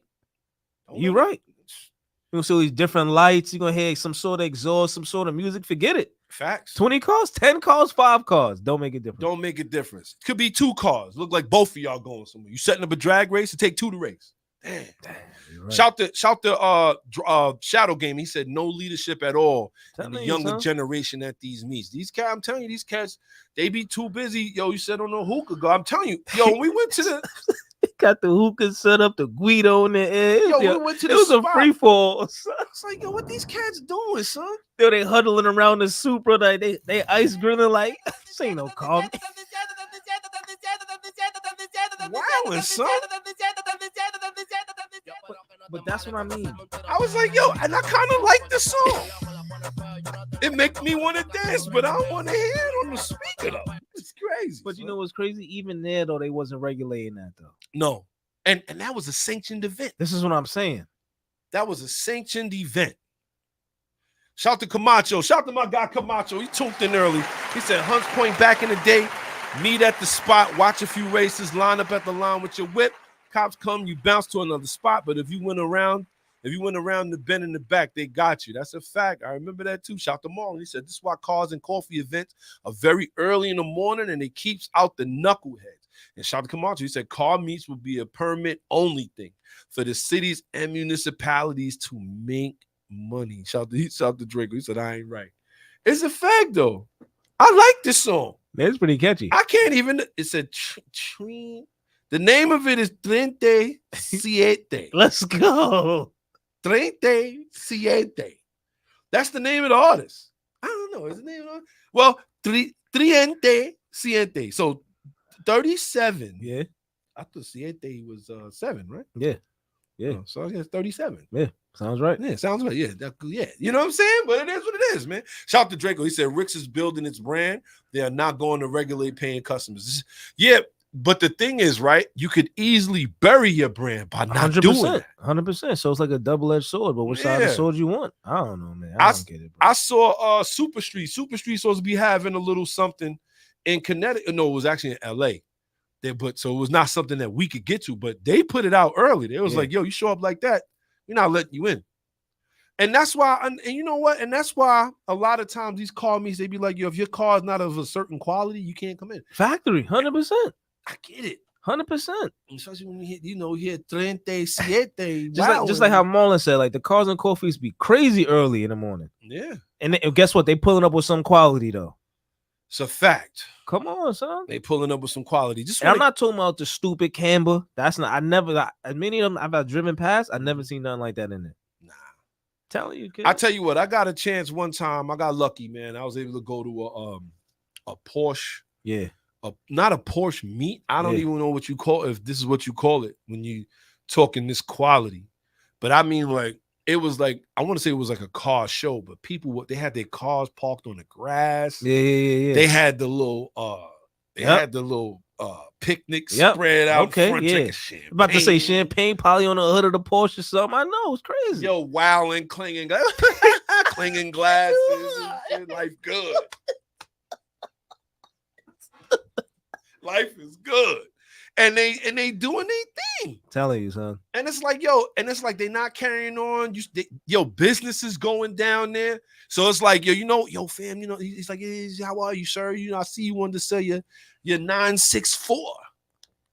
Yeah, I have a 997.1 at home. and under the kind of conversations they was having, I swear to God. Shout to my guy, man. I went with him. He drove his Huracan out there. We go out there and they just carry themselves. It's like, yo, not to say we could be like that, because I'm gonna be honest with you. When I was there, I was like, I don't want to go this far. But the difference is like what you said though. They respect what they're doing though. Right. That's the only difference. They respect. That's the only difference. They respecting what they're doing. That's about it. They respecting what they're doing, You know and what I'm not saying? for nothing. Yeah. Ain't nothing but a bunch of forever cars out. Sheesh. Because when you ask them, I spoke to so many of them. Yeah. He said, oh, well, I bought this Porsche. I just closed a great deal. I made about $300,000. And I told myself after that and paid for my kids to go to college, I'm going to buy this Porsche I wanted. And he's like, I had this thing 25 years ago.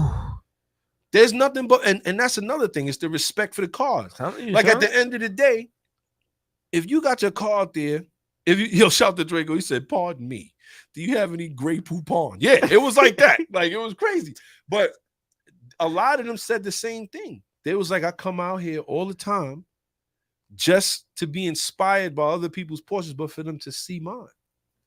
And it's like, yo, and when I say rarity, I was like, I mean, you don't need to know every spec of a Porsche to know that the ones that they had were not, you know what I'm saying? Not regular. And I'm talking about like 1987 Porsche Turbo. 911. You don't like 1995 Porsche Carrera RS. Like, you don't see these cars. Telling you, bro. So it's something you gotta think about. It's like, that's why that's another thing about the forever conversation. But with that being said, you got a couple other things. It looks like that supercar license, you're gonna need that in Australia now. Shout out to everybody who's paying attention. If you remember, Rally Radio had brought that up to you guys earlier. We had a situation. There was a guy who was driving a Lamborghini Huracan out there in Australia. Yeah. He lost control of it and crashed it and killed the little girl. Now, when he lost control of that car and crashed into the little girl, he blamed Lamborghini. He blamed the car. He said that he don't know what happened. All of a sudden, it was in race mode. It went really fast, and he couldn't stop it. And he crashed and killed that little girl. And you know what they said? They came up with a law that now in Australia, for you to own a supercar, you have to have another type of license.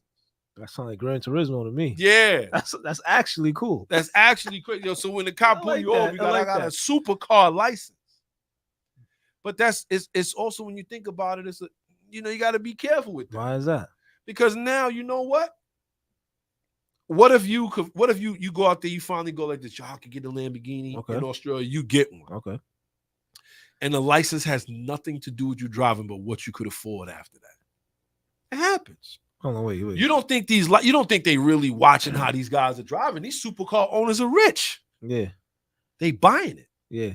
They buying the license, bro. You think no, you can't have one. I don't care if you got a Lamborghini. Now you can't drive it. But the thing is, though, I would like to believe you had to get the license first, though. Probably not. Well, like I said, it could go both ways. 100% correct. Could go both ways, man. Shout to Draco. He said, I went to a Lexus driving event. Man, they had mimosas and pigs in a blanket and tents and fake grass. Telling you, Shawn, it's crazy out there. But this is what it is, man. So you got to keep that in mind. So that's kicking in. And our last and final thing before we move on. I know y'all see all of this political things going on, politicians. Everybody's not backing everybody. But this one is actually very interesting. We're going to talk about this a little bit. It looks like Donald Trump wants to end federal support for EVs on day one. Wow. He said, I will end the electric vehicle mandate on day one. What? Wow. What? Donald Trump, the Republican candidate for the presidential office, said, I will end the electric vehicle mandate on day one, thereby saving the U.S. auto industry from complete obliteration and saving U.S. customers thousands of dollars per car. He said that in his public address in Milwaukee on Thursday. Before we even jump in, what's your thoughts? First off, he trying to get some more votes. He trying to get some more votes. He like this. You know what? I'm gonna get those enthusiasts with this one. He know that. Think about it. He's the same one. Correct me if I'm wrong. Who had a Murcielago convertible? Yes. In that nasty blue. Yes, he did. And he also had a Ferrari F430 manual that they ended up giving away. He signed the title. Yeah, title and all that. Yes. So I think, not for nothing, I think that's cool. I don't know if this is gonna bring back the Hellcat or not, which I daily miss. But I don't know. Did he? What happened? Okay, you know what? I'm gonna leave that alone. He said he missed the Hellcat. He said that. I do. They're just pretty tight. I seen one the other day. So shout to Maul. He said day one. I think he trying to sell someone a bridge. That's a fact. No, he trying to do something. I tell you what. I think he'll do it. If you ask me if I think he'll do it. 100%. I think he'll, because remember, the Hellcat survived because of him. Precisely. He pushed the EPA back then. Precisely. That's what I'm saying. Like, so I wouldn't put it past him. He pushed the EPA back. He said, no, we're not doing none of that. And remember the little girl, I forget her name. Yeah. Gretchen or something like that. She was like tying herself to like bulldozers. Yeah, I remember that. Yeah. That's because Donald Trump said, who the hell is this little girl? Get out of here. Oh, he said, drill, baby, drill. He said that in Milwaukee. Also, he said, drill, baby, drill. And you should have seen all them rich constituents just stand up. They was like this. Yo, I'm telling you, it's crazy out here. And then the next day, he take a picture with Elon Musk. Elon Musk is like, yo, I'm gonna give 42 million. Yo, and this is when they said he bent the knee. He told Duke you on both knees. Damn, son. I tell you what, it's crazy out here. Something to think about, man. I'm gonna tell you my personal thoughts. What you think, right? huh? At the end of the day, you're right. I think that he's canvassing for votes and he's telling any and everybody what they want to hear. Sure. But this, I think he's gonna do this. Yeah, I think so. And too. the reason I say he's gonna do it is because anytime you've ever listened to, like, I pay attention to politics news. We all know that, right? He said it countless times. He said it's not fair that we will force everybody to move on and get electric cars. He said it's not fair. He said if you want to do it, yeah, go ahead. sure. He said people should have the option. Absolutely. So I think he's gonna leave it at that. Like people are literally gonna have the option. Like, yo, listen, man, y'all can still create these if y'all want. Try to sell them if you can. Right. But we're not forcing this on everybody. So Right. I believe that part. Shout out to Drake, who said he doesn't like green because it takes away from American manufacturing. I could believe that. Of course, I know he's thinking business. Sure. And like I said, if he does it, it's not for the people. It'll be for those businesses. But Sure. at the end of the day, it's like you're going from one extreme to the next. Yeah. Because on this left side, they're like, we don't want no exhaust. We want speed cameras. We want all of it. We want none of that. We want EVs all the way around. By 2035, not a gas car will be made in the United States. Yeah. And then you got this guy that's like, wait a minute. You should be able to choose. That's a fact. It's a contrast. And you know what? As much as we don't agree with a lot of the other different things, you just got to vote for your interests. But it's just like, just like anything else, like the left and the right, it's the same. It's a different side of the same coin. You know what I'm saying? That's all it truly is. Yes. At the end of the day, it's never really going to benefit us the way we need it to. So, man, at the end of the day, man, get a V8. You vote for your interests. It is what it is. Shout to Shadow Game. He said Elon wants everybody out of the EV space so he can make his money in peace. And that's why he's backing Trump. There you go, Shadow Gamer, using that head. Pause. Woohoo! Sheesh. Where's the pace cars? Where's the yellow flag on that one, sir? That was your mute his mic. That was wild. Boy. That was Yo, the Jaywalker wild on this one, son. That's a fact. Hey, yo, that was a little late in the show too, son. That was wicked. My fault. That was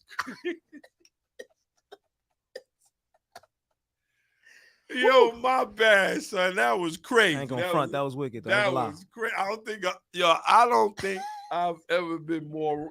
I got another one, son. That was crazy, son. Whoa.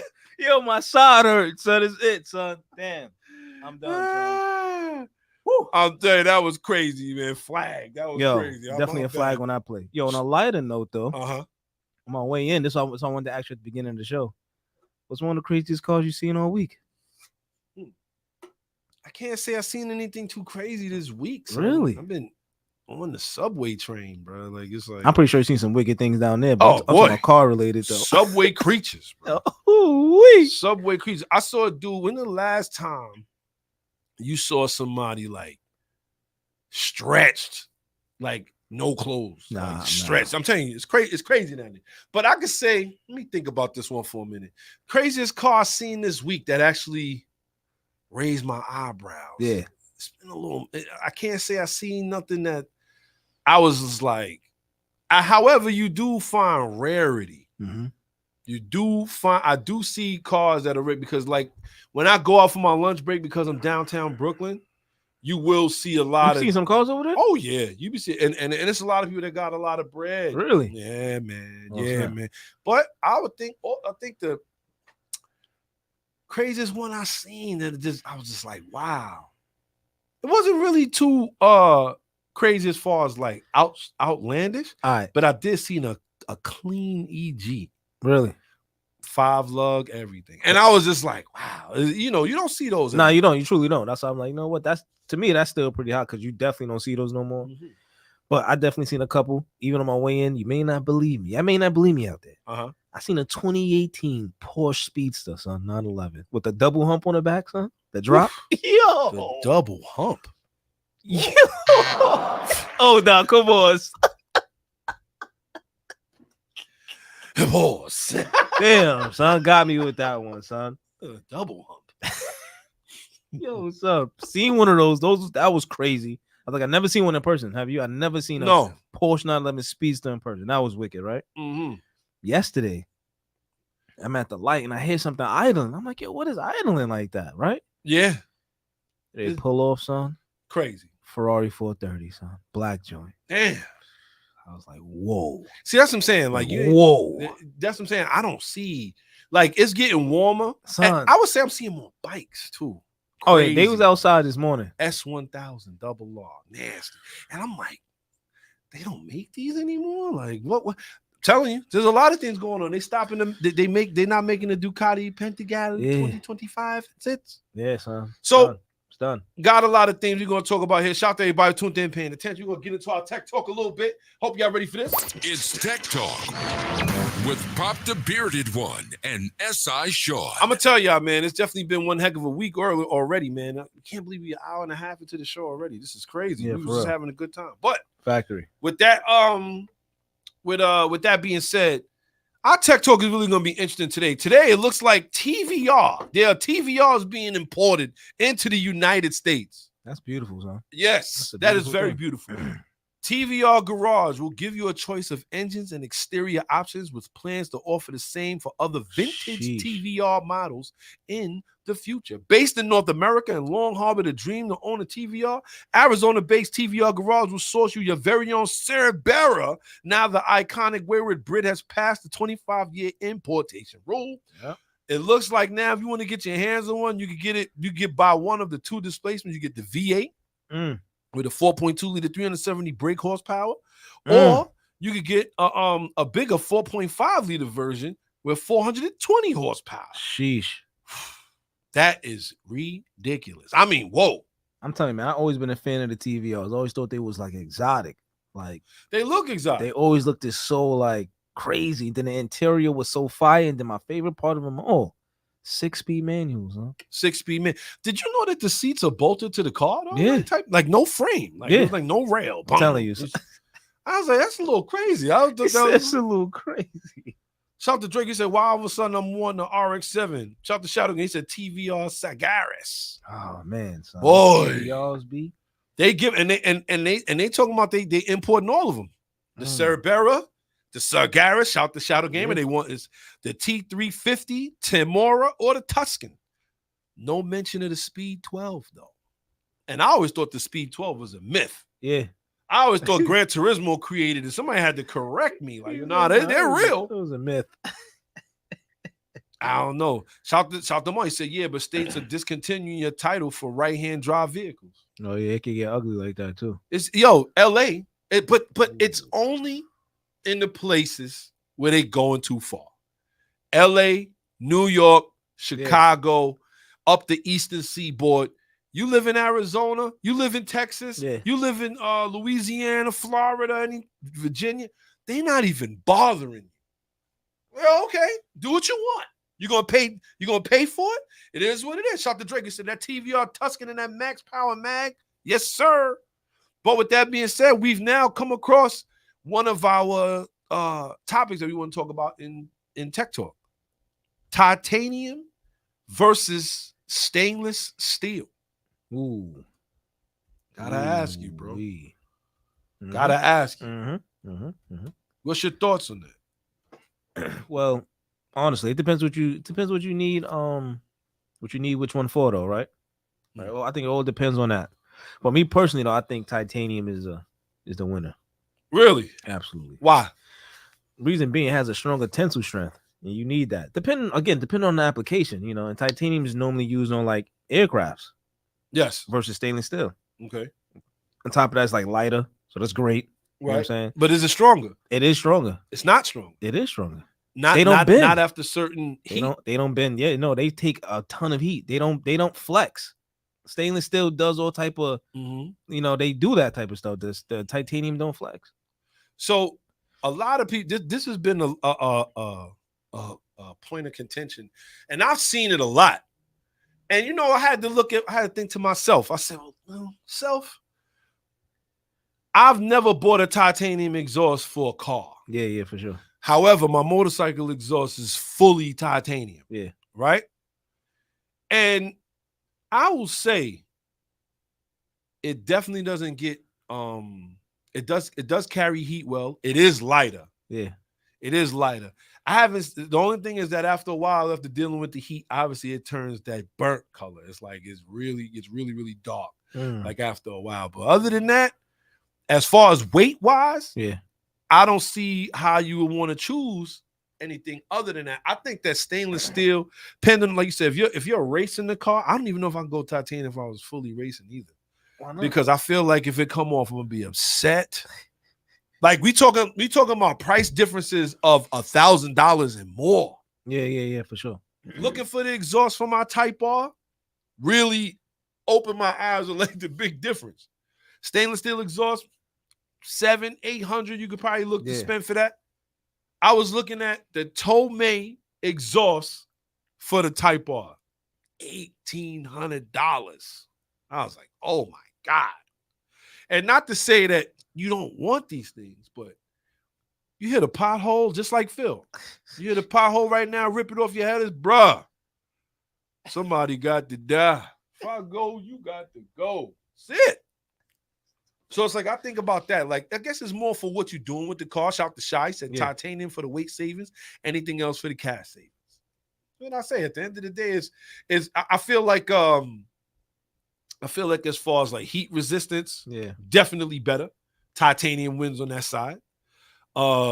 As far as reliability is concerned, that's another one. Because I don't know which one lasts longer. I would say titanium is probably more rust resistant. Because stainless steel, if you wash it and you don't take care of it, it will rust around those welds and then break. Yeah. Even though titanium is a lot harder to weld, you know what I'm saying? That's why they cost more. It's like they're a little different material. They take a little different type of finesse to deal with that. But I think titanium, like stainless steel, is good too. I went like completely shame stainless steel. I don't think nothing's really wrong with it. Nah, but it's a battle. It's a choice. It is what it is. You know what I mean? Like shout to Shadow Game. I found a couple cheap stainless steel exhausts or whatever. I found a couple exhausts that I was just like, you got some exhausts that are cat back, which no, because at the end of the day, it's like you can rock with that. Like I'll take for instance my Infinity. I have a Stillen exhaust, a Stillen stainless steel exhaust, dual exhaust. Yeah, that. Just for from cat back, it was on sale and it was $1,000. Really? And it was on sale because they discontinuing it for that car. So there's no more Stillen exhaust for that Infinity anymore. Now they for the Q50 or you know what I mean, the 400R. Yeah. But they're not making it for that body no more. They was like, that's it, and they got rid of it. So I caught it on the low. Like, really? So you trying to tell me, right? Okay. If you did have the choice, you're like, you know what, I don't mind spending $1,800. Would you have gotten the Say that one more time? If you didn't mind spending the $1,800, if let's say something happened, get ripped off in a street pothole, whatever. $1,800 though, bro. I'm not saying. Listen, it's a forever car. The Type R is a forever car. So with that being said, you think it deserves forever parts or like? But are they forever? Because at the end of the day, even though titanium, shout to Marlon, here we go. He said stronger than stainless steel, negative. He said when heat is applied to stainless steel, it gets harder, it gets stronger, harder to drill into. He said that's not the case with titanium. Well, I don't know. I think at the end of the day, when titanium, I think about my bike. That's the only time I could think of something like that. And I'll say for a motorcycle, it works. But you know, my thing is though, like they don't use stainless steel on aircrafts though. They use titanium on those for heat, but mainly heat. But it's very easy to make to make a plane not airworthy if you go too fast or if that stainless steel is shaking up because it can't be fixed. It's not like it like with stainless steel, you have more, you can mold it, do a lot. Titanium, not so much. If something breaks, it's not easy to weld. Oh no, titanium. See, that's it. It's like titanium is different as far as that is concerned. You're right, but I don't know. I feel like titanium has. I feel like it's used in like higher stressful situations though. Think about, like you said, the motorcycle. Yes, it's a high stress engine. It uses titanium on it. Yes. So I don't know. Like I feel like titanium is a better candidate for daily usage. See, this guy's. I don't know. I like titanium. I like titanium. I do like the fact that it, it's to me, it's like when you say like, I have a titanium exhaust. You're like, boy, like, but as far, I think longevity wise, I think stainless steel will outmatch it if you take care of it. I really do. But the weight difference too, though, is huge. Because that Tomei exhaust versus I ended up getting the Mega Power Skunk 2 exhaust, Yeah. right? And the weight, we talking 17 pounds Yeah. to 56 pounds. I remember, Aaron with the STI when he Yeah. had it. Damn, he had one of those. He had a titanium setup on there. Uh-huh. It'd be great if you would have called and he'd tell us a little more about it. Actually living with it. Right. Yeah, he said it was crazy light though. Like Yeah. OD light. Yeah. It is. So Yo, when I changed the exhaust system on my motorcycle, yeah. I did like this. You can see I was like, chuck these headers, bro. Like, and you could tell the difference. You can feel the difference. Even the ZX that I have has titanium headers on it. That's what I'm saying. Yeah. Whole titanium system on that joint. You can feel the difference. And let me tell you, it's light. It is light. It is light. And they do use, for the most part, when you get to like a titanium exhaust, you know what I'm saying? You figure it is probably the cream of the crop. If you have the money, yeah. But it I don't know if it's gonna last as long as the stainless steel. I think it's still out. I don't know. It's a good one. I don't know. I think we're gonna have to think about that, man. I'm telling you, shout to Marvin. Somebody had to cop a titanium exhaust. I had one. I have for the bike. Oh, I mean, look how long you had it for the bike though. Yeah. I will say this though too, with the carbon tip, Paul. That was crazy. This guy's like, he's not letting up today. Jaywalker's not letting up today. With the carbon exhaust can, it's like the bike, the exhaust section of the bike is light. It is light. It's like you can, and like I said, you can feel the difference. When I put and I took the stainless, because I took the exhaust off myself. When I took it off, and before I went to put it on, I just held both of them. Pause. I heard held the stainless steel and the titanium in my hands. Woo. And the titanium was lighter, but longevity is something to think about, especially with cars. And remember, your exhaust on your car is way more exposed to the weather than it is on the bike. Factory, that's what I'm saying. You know what I mean? Like this, the sides skins on the bike, the fairings cover the exhaust all the way almost to the end. Yeah, that's true. You know what I'm saying? Especially if you have a CBR 1000 around that year. Yeah, you can even see the exhaust. So that is true. Something to think about, man. But I know with the Infinity, even though like you said, if you don't clean it, you got to be careful. That rust will rust up on that stainless steel. It will rust up on it. And you talking about all weather. That's what I'm saying though. Even just from heat though, because even just from a lot of heat, because so underneath my car, they got the plate there. Yes. I just think the difference in temperature all the time messes up stainless steel. Yeah. That's what I'm saying. I don't know if it does that for the titanium now.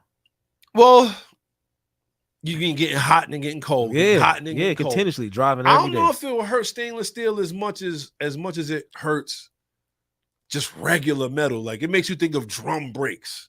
Like when you think about drum brakes, this is why it's one of the problems with it is that it overheats and it cools down. And it's constantly expanding. Yeah. So, excuse me, the springs inside the drum end up going.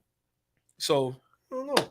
I'll say this, however. I think if you could get either, you'll be fine. I believe it's purely preference. I really do. I believe it's purely preference. I believe if you're really trying to save weight and you building a race car, then I can see you going titanium. If you're trying to save a couple dollars, I can see you going stainless steel. Yeah. At the end of the day, I believe it's up to them. Me personally, I'm going to say this. Yeah. After looking at them titanium exhausts and looking at that 1700, I was like, I'm going to have to go this route for now.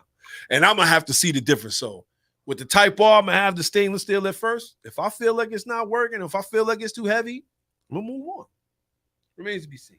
I will say, though, my intake charge pipe is titanium on the car. I have the titanium charge pipe. And also my the down pipe as well. Sheesh. But with that being said, we're going to move right on, y'all. You already know what it is, man. And we're going to get right to this next little segment we got coming up right here. Let's go. Driver's etiquette. Because sometimes you got to get this off your chest. All right. Shout to Dr. Phil. He said he said he wanted to blame New York City highways. It's their fault. It's crazy, son. But with that being said, we are here now talking about the task at hand, the matter at hand. Let's go. Is now the time to own a forever car, or do you believe that there's still better cars to be built? We kind of answered that. What is your forever car and why? And do you own it yet, or are you still chasing? Ooh. I ask you. Yeah. What is your forever car? Damn. It's a good one. It's a real good one. I don't know. It's tough. That's a real tough one. What's that one car that you want, right? I mean, I already know what it is. I don't even know why he's out here in front. I already know what it is. Yeah. But the one car that you want, that you know if you buy, you're never gonna sell. What would that be? Damn. That definitely had to be the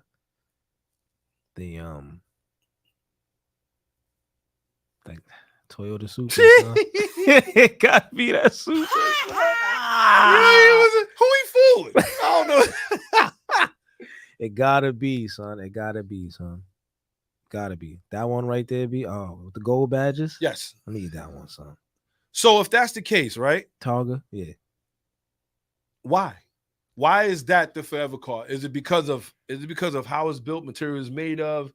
Is it because of the research and development into it, or is it just a personal thing? Is it something that you just chase? Like, why is that I think your forever car? I think for that car, it's like all the time they put into it, right?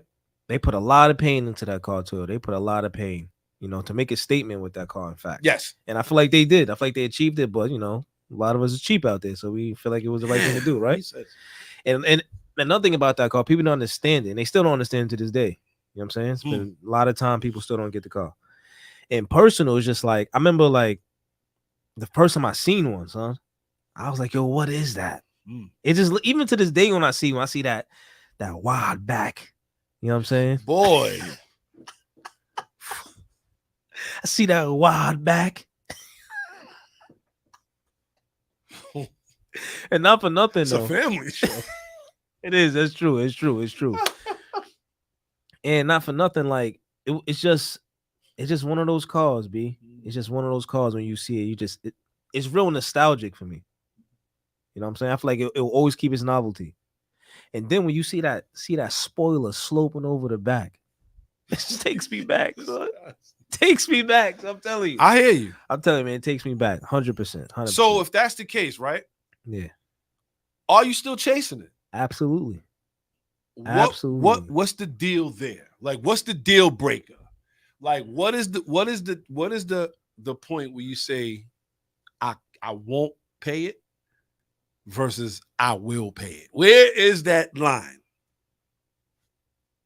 Well, I gotta say the lines have to do more in my pockets. I think the lines. No. Let's say pockets are no issue. Let's say for right now. Let's say if this is 5 years from now. Okay.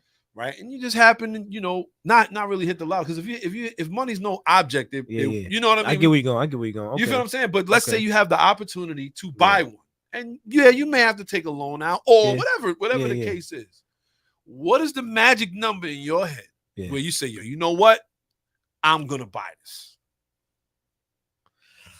Magic bone stock.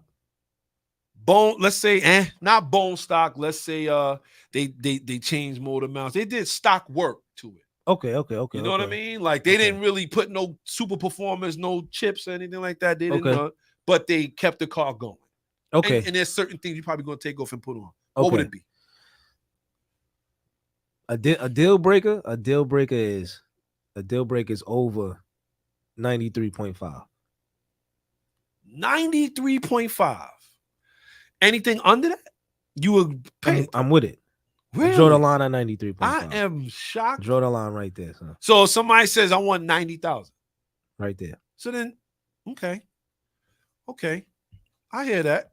Because again, man, the car is like, forget about what it could do. Forget about it could tear everything down in a quarter. It's not even about that. Like, I tell you right now, I get that car, you be like, yo, S.I, what you doing with that? Nothing. Absolutely nothing. Dropping it. So that's it. I'm telling you, like, I told myself, I wrote this on my phone. I said, one of the things I'm gonna do from now until 40, I have to drop on twin turbo one. I have to. Bone stock, that's all I want to do. So because it's something about it, like I gotta see what that's about. Okay. So I'll say to say this, yeah, son. Anything under 93.5, I'm going. Wow. Going. So if you get that 96 green, forest Yeah. green, But wait, it gotta be that one. It gotta be that one though. It gotta be one. 98 green joint. Woo. 10 interior, Targa. It gotta be just right, son. It gotta be just right. Shout to Seneca. He says 63 Impala Doughboy. Fire. Doughboy recreation from Boys. Fire. That one was nice. That was nice. That was nice. That was one nice. hot. That was nice. Forever car. Now for me, hold on, but don't lose your train of thought. I'm talking about where the suspension is correct. It's not sagging over. I'm talking about it gotta be pristine. I mean, for that money. Pristine though. But do you think they would? I mean, let's keep it a buck now. Keep We're it a talking about bean. Supra. Yeah. You think a pristine one's 90? Listen. We seen some chop ones go for Yeah, 150. you're right. You like, damn, like the one that was on Bring a Trailer. Yeah, you're right. And it wasn't but that's what I mean. Like, where's the negotiation? Like, would you negotiate with that? Or are you like, yo, nah, you know what? Nah, I'm not Has negotiating. to be perfect for 93,000. I'm not negotiating. Not for that. She's not a negotiator, son. I'm not doing this, son. It gotta be right. It gotta be correct, son. Has to be. So is now the time to go after that, you think? Or do you think that there's a point where you know what? I could have this Supra, I could have the MK5 and I'm okay? Or you like, Nah, there's no median between that car. It can't be another Supra and I'm like, nah, I'm good off of. Now, if you want to talk about M3 or Porsche, that's a little different. But as far as the Supra is concerned, there's no median between that one. It got to be that one. Ain't no MK5 and I could walk away with the cheese on my face. Nah, I can't do that. Got to be that one. Shout to Maul, and he said 98 bone stock for 93.5 or less. You better hurry up. Damn, I know if that's what they really going for. Yeah, that's what I'm hoping. Damn. I don't know, son. I hear that. But if you ask me if this is the time, yeah, for sure it's the time. It's been the time since yesterday to go grab one. Factory. I gotta say, you know what? When it comes down to forever car, like obviously, like, do I like ask myself these questions? You know, is now the time to own a forever car? Yes. 100%. Because I don't think the cars that's going to be coming out is going to be getting any better. And I feel like the cars that we do want, the prices are only going to go up. I really do. I feel like this is what's going to happen. You know what I mean? I don't think it's going to change. Shout to Shadow Game. He said there's a spot that you can get what you want and they offer financing. We've seen it. Yeah. On the other show that they had over there, the other podcast. I did see it. Oh. He was like financing for 15 years. I'm like, bruh. They got you. You know what I'm saying? They got you. There you go. Got him. However, some people are like, yo, whatever they got to do to own their forever car. I will say this. Because when you think about it, if you got, don't you train of thought though. Yes. If you think about it, son, like you only got we technically have one shot at this, right? Mm-hmm. And you like, yeah, you know what? If you had two that you wanted to go get, like for real, it's the time to go do it. It's the time to go do it, son. That's it. That's it, son. Leave it on the table. Yeah. It's a fact. That's how I feel. Like, I get the opportunity, so I'm leaving it on the table. It's over. I'm going. That's it. That's what it is. I'll figure it out. Factory. I'm going. I'll tell you what, if somebody had told me that if somebody had told me that from youth, I'm telling you, I would have a whole bunch of stuff in no house. But I'm telling you. Have it. I would have a whole bunch of that stuff in no house. But so you know, you have a little shed or something. I'm with that. Yo, that's a fact. I'm with that. Living dolo like that. Yo, think the beard look crazy now. Imagine, boy, you out here. But it'll be different. It'll be paid. You know what I'm saying? Everything's at your leisure. You know what I'm saying? You just go do what you gotta do after that. Yeah. Shout to Nick. He said, forever car for me, 2020 Shelby Mustang GT 500. Ooh, nasty. So, forever car for me. Yeah. I can't afford it. Yeah. I can't afford it. There's no object right now. Ford GT 2005. 2005 Ford GT. Boy, yo. That one, right? Yeah, son. That to me, I mean, since the days of playing Gran Turismo, always.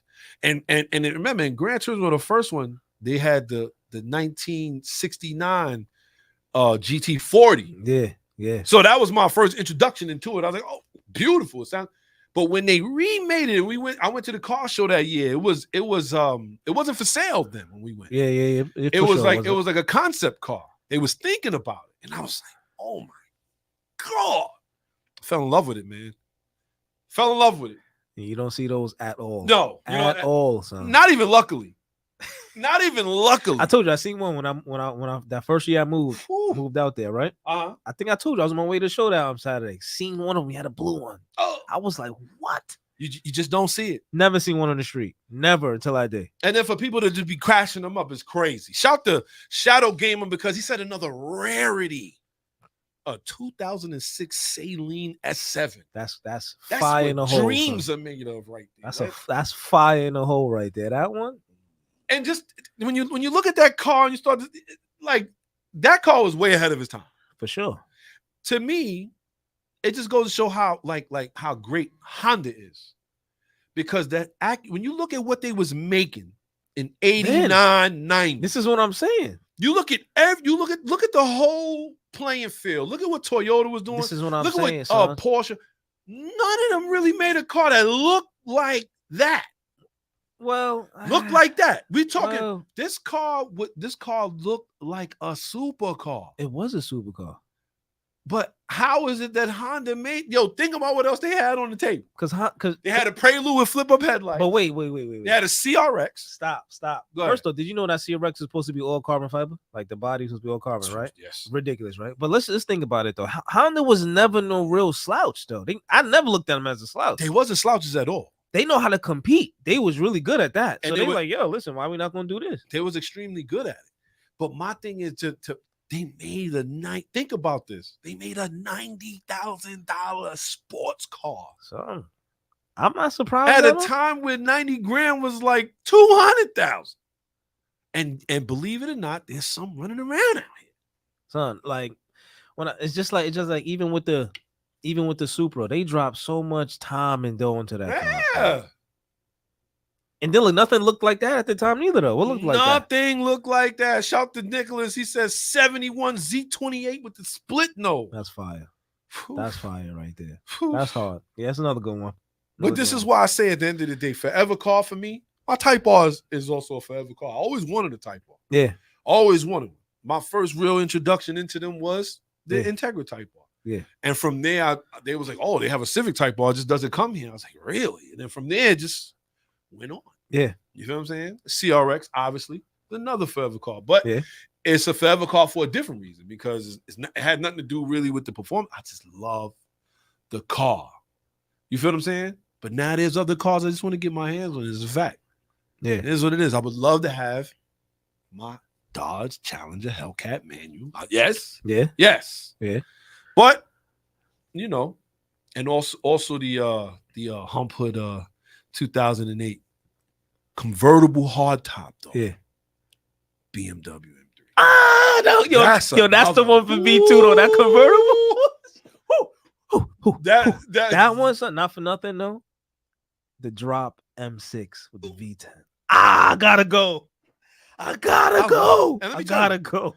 Love that. Love those cars. And you can find them, but it's just so much work. People done dogged them.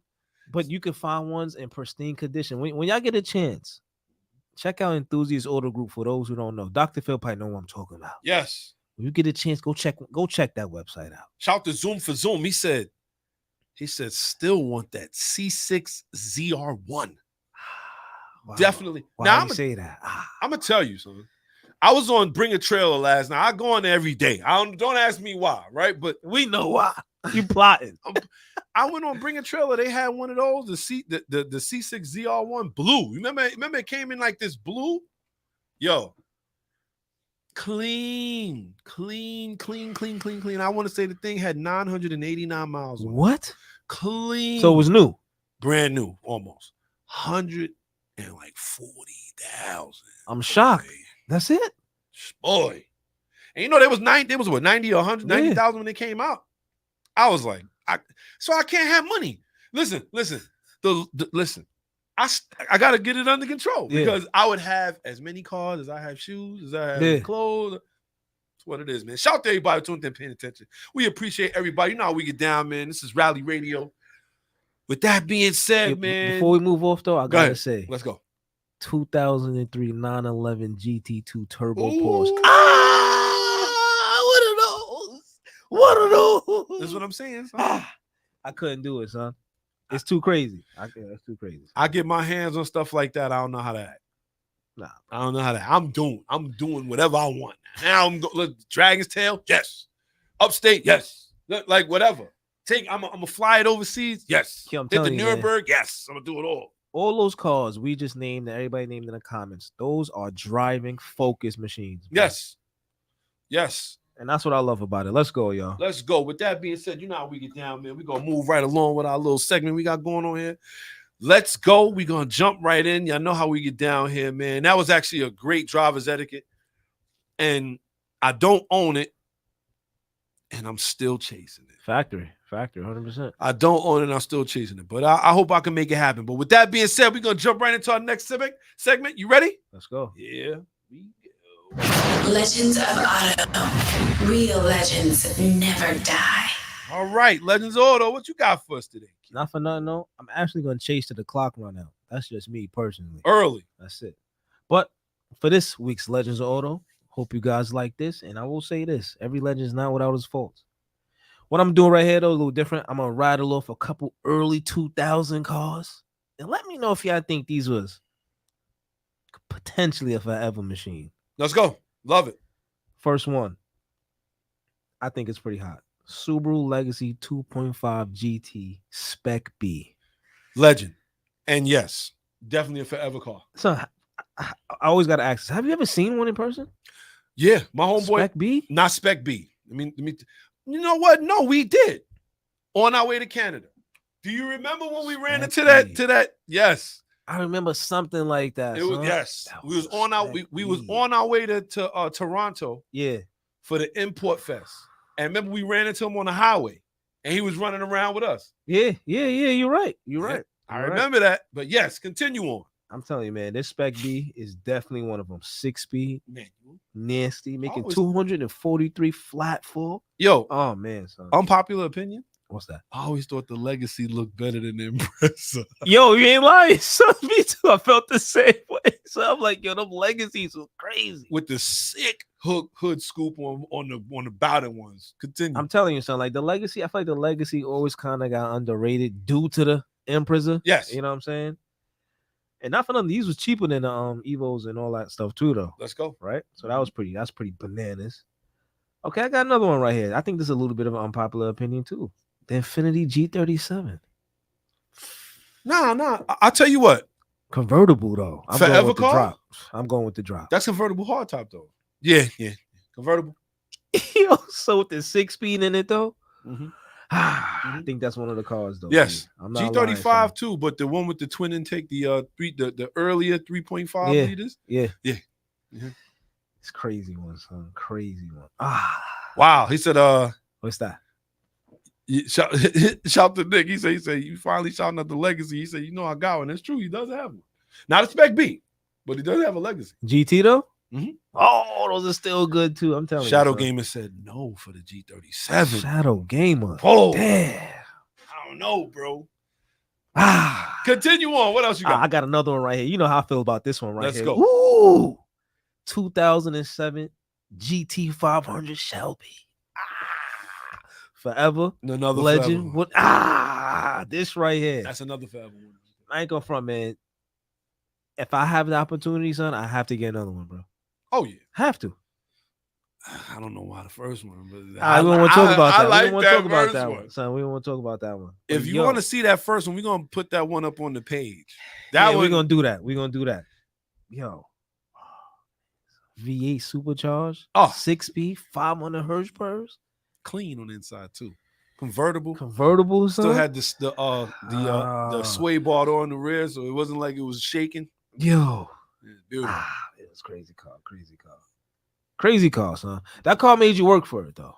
Oh yeah, you had to work for that. It was no like I'm about to get in here laxy days. You know, you had to work for this. Solid rear axle. Marlon said too many at takeovers. Too many what? I think he's talking about the G37s. I don't care. Don't.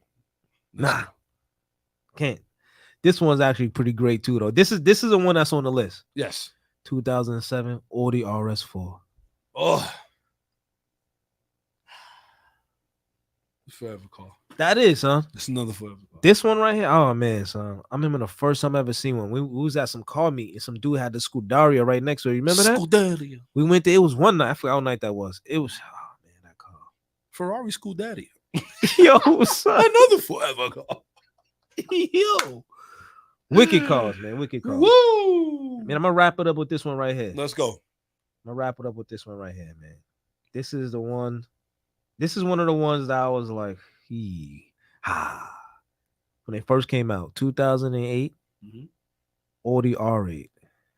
Yo, remember when we went to English Town? There was a red one on a little dyno pack, Yeah. supercharged. And Yo, They take the wheels off. That was the first time I ever seen a dyno. Yeah, those little dyno. I call them dyno packs. Could be Yeah, wrong. yeah. But they connect to the hubs or whatever.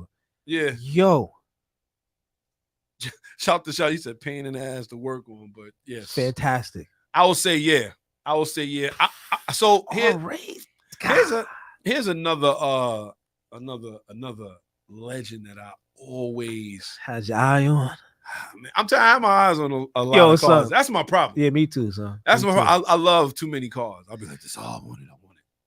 But obviously, the C5 Z06 Vet yellow. That's another. I ain't from my so the C4 ZR1. Oof. That one with the Lotus tune. Yeah. Oh my god. That one right there. That's one of my favorite ZR1s of all time. Son. See, I feel like these cars right here, they'll grab you 20 years from now. Hey, They'll grab you 20 years from now. I saw a Lotus Z-Spirit in the street. It was behind a dumpster by this, I don't know what. I was like, yo, why is this like this? But it just looked a certain way. But I will say, man, listen, to be legendary doesn't make it a forever car. But what really makes it a forever car is the fact that in your mind it's legendary. So with that being said, let's go. Legends of Let's Auto. go, y'all. Real legends never die. shout to Zoom for Zoom. He said G37 drop. Nah, cool. What? Definitely. Nah, the drop. Sorry, man. That drop just Listen, so different about it. I'm gonna tell you that 2008 BMW M3 convertible hardtop. That's nasty work, son. I would pay for that manual. My coworker had a blue one with tan interior, with tan leather, and he was like, yeah, he said, it's a pain in the ass. I was like, what? I couldn't, but I get it, man. Sometimes I get it. Sometimes you get tired of owning the car. Just sell it to me. You know what I'm saying? You see, that's my thing, right? I don't know when people go and buy these cars. Like we say it's emotional, but is it really? Is it for like he didn't get rid of it though? He just, you know how you say if you had your car for a little while, like, it gets on my nerves. No, I know that, but even like what you said, the guy up on or the female up on Bring a Trailer with the ZR1. Yeah, how do you get rid of it? But if you need the dough, then I get it. If you on the skid, it makes sense. I understand. But if you're not really though, on the skid though. But that's what I'm talking about. Your feet is scraping off the skid, like you hanging off the skid. You doing bad. I'm talking about bad work, bad work. I get it. At that I would point. never do that bad. So stupid. I would never be doing that bad. All right, I got other things to sell. My point, right? Sell my but it's like how you getting ready to pitch that? I don't know, man. I'm telling you. So that's what I'm saying. Is it an emotional buy at first? Is it like a buy to show out? Like it has to be something other than like, nah, this is really like a forever car to me type of deal. Like to me, that's how I feel about my Type R. I feel now that I have it, now that I drive it, now that I like driving, I love driving. There's times where I'm like, I just want everybody to move out my way. Every time I drive this car, I wanted to be that. And that's really, I get upset when I got to drive on a highway in traffic in that. So I can only imagine how that feels with a super legend. Let's say like a Porsche Carrera GT, Porsche 918. Like, I mean, when we start taking it to another level, that's another level. Even like of you legendary. said, man, the Ford GT. What is that like? You know that car didn't come with traction control back then, right? And they have no traction control. 2005, zero. Because it wasn't bolt dot. Can you handle the damn car? Yo, it's like the Viper. I was watching the video on the Viper. One of the Vipers. That's a whole nother one I walked. Dodge Viper, 2017 Dodge Viper ACR Extreme. Yes, that's another legend. Give me the second generation Viper. I'm good. I take that. Give me the second one. That second one is mean. It's crazy. First one is a death machine. Early, and he said that. He said he had the very first. Yeah. He's like, oh, these are death traps. And the guy said, well, why do you still own it? He said, because I love it. He said, in the end, Straight he love. said, because I love it. He said, yeah, people lose control. It was crashing and killing themselves in this thing. He said, but the reason I have mine is I respect it. That's the difference right there. He son. said, I respect it. Pause, man. It's crazy. He called it King Snake, though. I was like, Oh, boy. no. Vernacular. I had to turn right after that. Oh, boy. Oh, man, son. Shout Not for to- nothing. Shout to Nick. He said the Viper is literally a mobile coffin. Mobile coffin. Shout to Zoo. He said that's the point. People just after some cars, they don't love them. See, that's what I'm saying. Like, it's not a like, I Damn, need he's this. right. That's He's what I'm right. saying. He's Like, right. how do you? He's right. If you're not on a skid, then I don't see how you could be like, no, I'm gonna pitch this. I don't know neither. I will say this though. If you on the skid and I got a couple dollars, I'll purchase one more coffee. 1991 Lexus LS 400. Is that a forever car, or is that a forever car in your eyes? I think so. Like, honestly, that right there, like that was like the first introduction for me to like a wicked Japanese car. Really? Absolutely, like luxury. When they went after that, when they started going after the top dogs. Yeah. So that one, yeah, out of all of them at that time, from the German side of the things, everything, that one, yeah. I feel like nobody was prepared. Nobody thought Toyota was gonna bring it like that. See, and now it's like when you really look at the Lexus LS series itself, yeah, a bulk of them, maybe not the newer one, yeah, but the 96 when they had first went to the big headlight, boy, those Lexus, oh, shout them all. He said it will definitely last forever if you take care of it properly. Well, for those that have been paying attention, yeah, we will have something on that. Got a little surprise for y'all in the store. But in the meantime, we're going to move right on. You know how we get down, man. We're going to jump right into our next little segment. We got to get up out of here, man. We've been having a good time today. Shout out to Seneca. He said LS, GS, yeah, and that Pepsi Blue. The LC 500 might be that luxury forever. Ooh, LC 500 is pretty nasty. I saw a convertible. Well, I don't know if it was convertible. I don't know if they come drop. They come drop. Like rag top? They come rag top. Yo, they crazy. Yo, son, the one I saw one on the street, the top was already down. I wasn't sure if it was hard top or rag. Rag top. Yo, but I was like, yo, like that's a stunt. I'm telling you, the LC, that's what I'm saying, man. Lexus. What about the SC 430 though? The SC 430 the SC convertible 430 hard top is nasty street. That's you talking about the one after the first generation? Right. That one, yeah. I like that. Many people don't like those ones. I got to think for those. I feel like shout out to my dude Scooby. He had one of them, and I'm gonna tell you, son, I was like, can I drive it? Yo, I love those cars, but then there's other cars too. BMW 850 Ci Coupe. Forget about it, son. BMW 750 IL. Yes. Forget about it. Son. These are I could go. This is my problem. Even the first generation 7 Series. Come on, son. You could get it with the clutch in it though. Oh my god. This is why I had to stop like the Hot Wheel craze I was having. Because I'm like, oh, I want this. I was like, nah, I'm gonna just get the one. I want that one too. It's like the only way you could get them. Is if I get them as a Hot Wheel. I can't even get it in real life. It's crazy. With that being said, we want to move right on. That's the only way I can get them. I can't get them for real. But now we're working on it. Modifications, parts, and fashion. Only on Rally Radio. All right, then now we get down, man. This is Rally Radio. Well, it looks like there is a drag strip in Kansas for sale. And guess how much?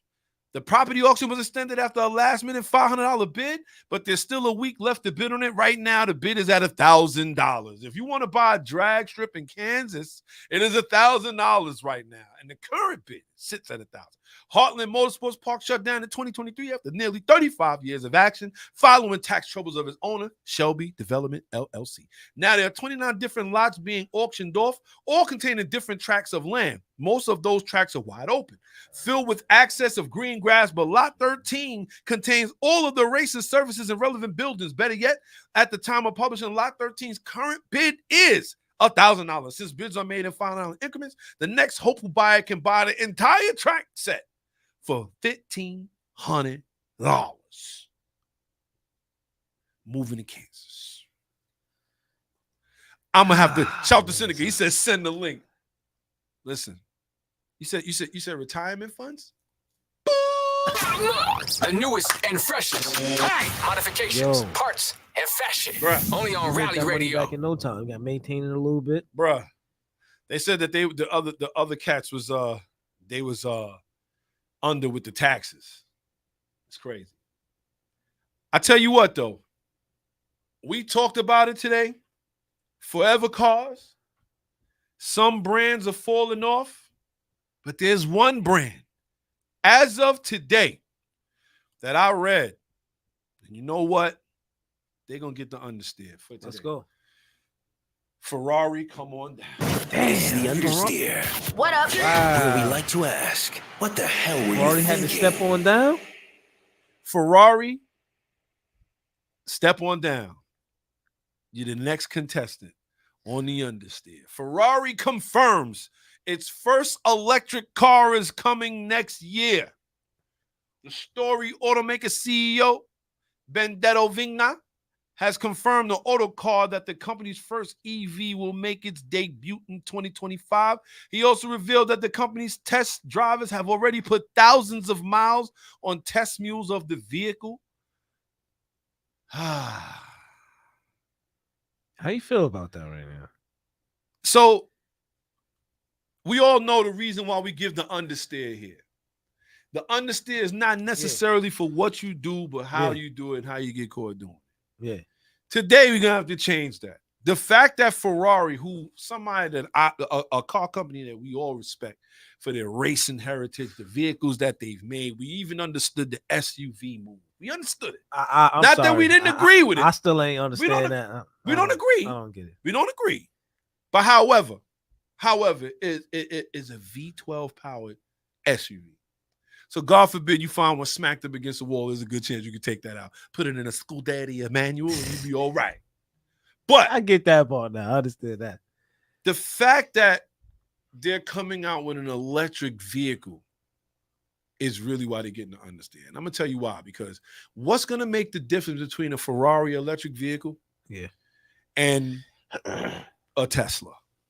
Other than the aesthetics, I don't know.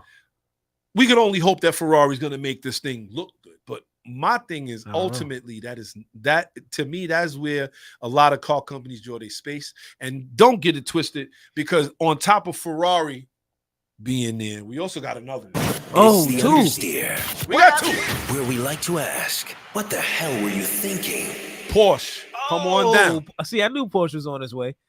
Porsche, come on down. I'm still a bit bothered by Ferrari though. I can't fathom. I'm bothered more by Porsche because you're killing not one but two. You're killing the Cayman and they're killing the Porsche Boxster so that they can make them both electric. The Porsche Boxster is going to be an EV and the Cayman is going to be an EV starting next year. I'm going to say this much. If you're doing it to sell cars, or if you're doing it, because you think that that's where we're going, why not just create a whole nother car? You know what? I'm starting to really like tap in a little bit, and I'm really starting to figure it out now. Some of these manufacturers that do this, they know their clients. They're not drivers, B. They never been. It's been a front this whole time. I'm really starting to figure it out.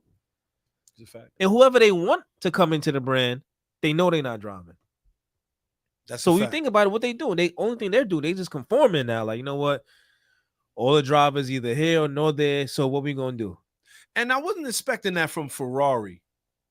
I really Me wasn't. neither. I ain't from that's why that one took me back so far. I figured like, they what? would stay hybrid for a long time. The SF90? Yeah. It's hybrid. So I was like, well, I figured they would stay hybrid for a little while, but I guess that's not the case. They want to go fully electric. And with that being said, and because Porsche is getting rid of, and that's two. They're getting rid of the Boxster and they're getting rid of the Cayman. And not only that, the Cayman is also a forever car too, by the way. The Cayman 718 GT4. It is. I went and priced one last night. RS version, that joint was like $240,000. I built it. Prices was crazy. So Porsche knows what's going on here, kid. But at the end of the day, although we love these companies, We got to call you out when you mess up. It's the understeer, What up? where we like to ask, what the hell were you thinking? So with that being said, shout out to everybody who tuned in, who paid attention, who rocked Shit with is us. crazy. That really, wow, he actually said it. Shout out to Seneca. He said SF90 sales were trash. You would think they learned. Well, I guess we could just chuck it up to like, nobody driving no more, y'all. No. Nobody driving, bro. They, not only are they not, the people who could afford these cars ain't driving. They not driving. And that's what I hate about it. And I don't want to keep going into it. I know we got to end the show.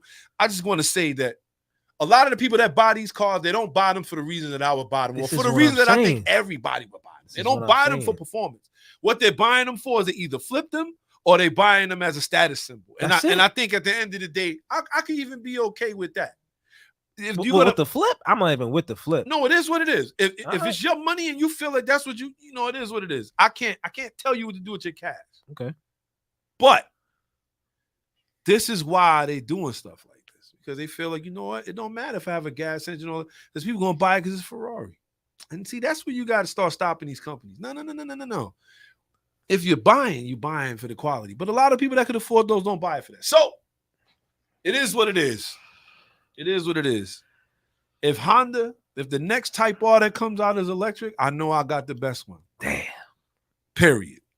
Well, you got it. So with that being said, man, you know how it is. We here, man. This is Rally Radio. Shout out to everybody who tuned in and paid attention and rocked with us. We appreciate y'all. Glad y'all gave us about 2.5 hours of your Saturday. Let's go. Got a little bit of content coming out. We're going to go and do a couple things, man. Got some things going on tomorrow. There's going to be a car show over there. Jacob Jab's supposed to be really good. Try to swing through there, get a lot of people's thoughts on a lot of the illegal, the activity that's going on in these politicians' minds. We're going to start asking some people, yo, what's your thoughts on this? Let's go. Do you know about this policy? Have you ever been told? Because a lot of people, we out here performing and doing what we want to do, driving cars with exhaust. Y'all don't understand that they working on them camera exhausts. On them exhaust cameras, they working on it.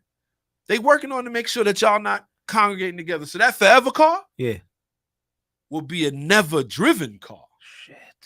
And leave it at that. So with that being said, man, shout out to everybody who tuned in, paid attention. Shout out to my guy Seneca. Shout out to Nicholas. You already know who it is. Shout out to Marlon.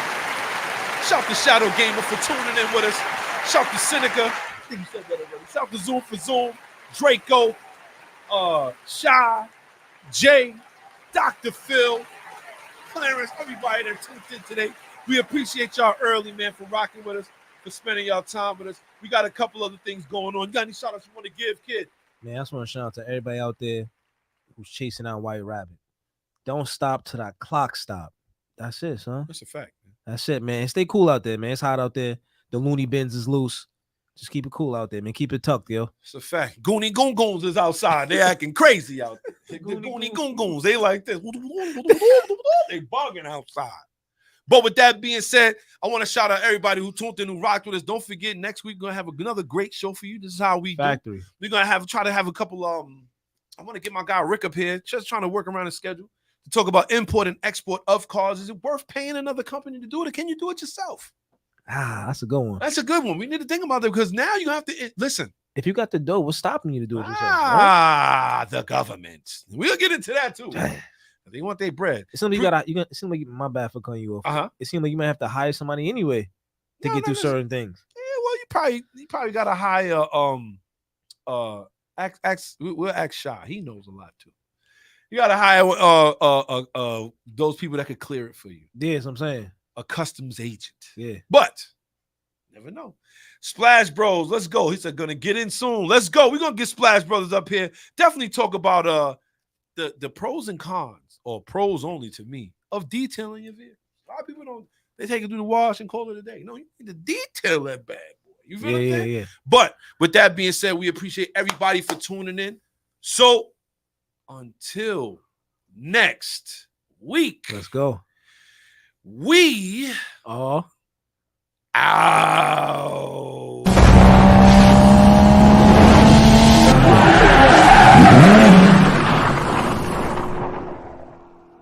Drop the clutch, hit the gas. Rally Radio, where the fast life meets the fast lane. Yeah. You're now tuned into Bars and Hoops Radio.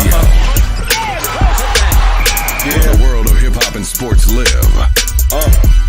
Dropping the clutch and then I hit the gas. Wheels screeching, tires burning, I'm flying past.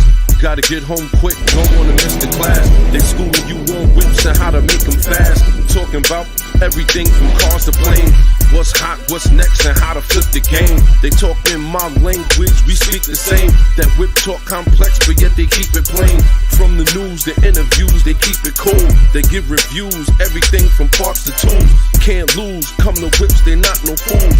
Don't miss the show, the start time is noon. The bearded one, S.I Shawn, they crazy though. You can't miss it, tune in the Rally Radio. Where the fast life meets the fast lane.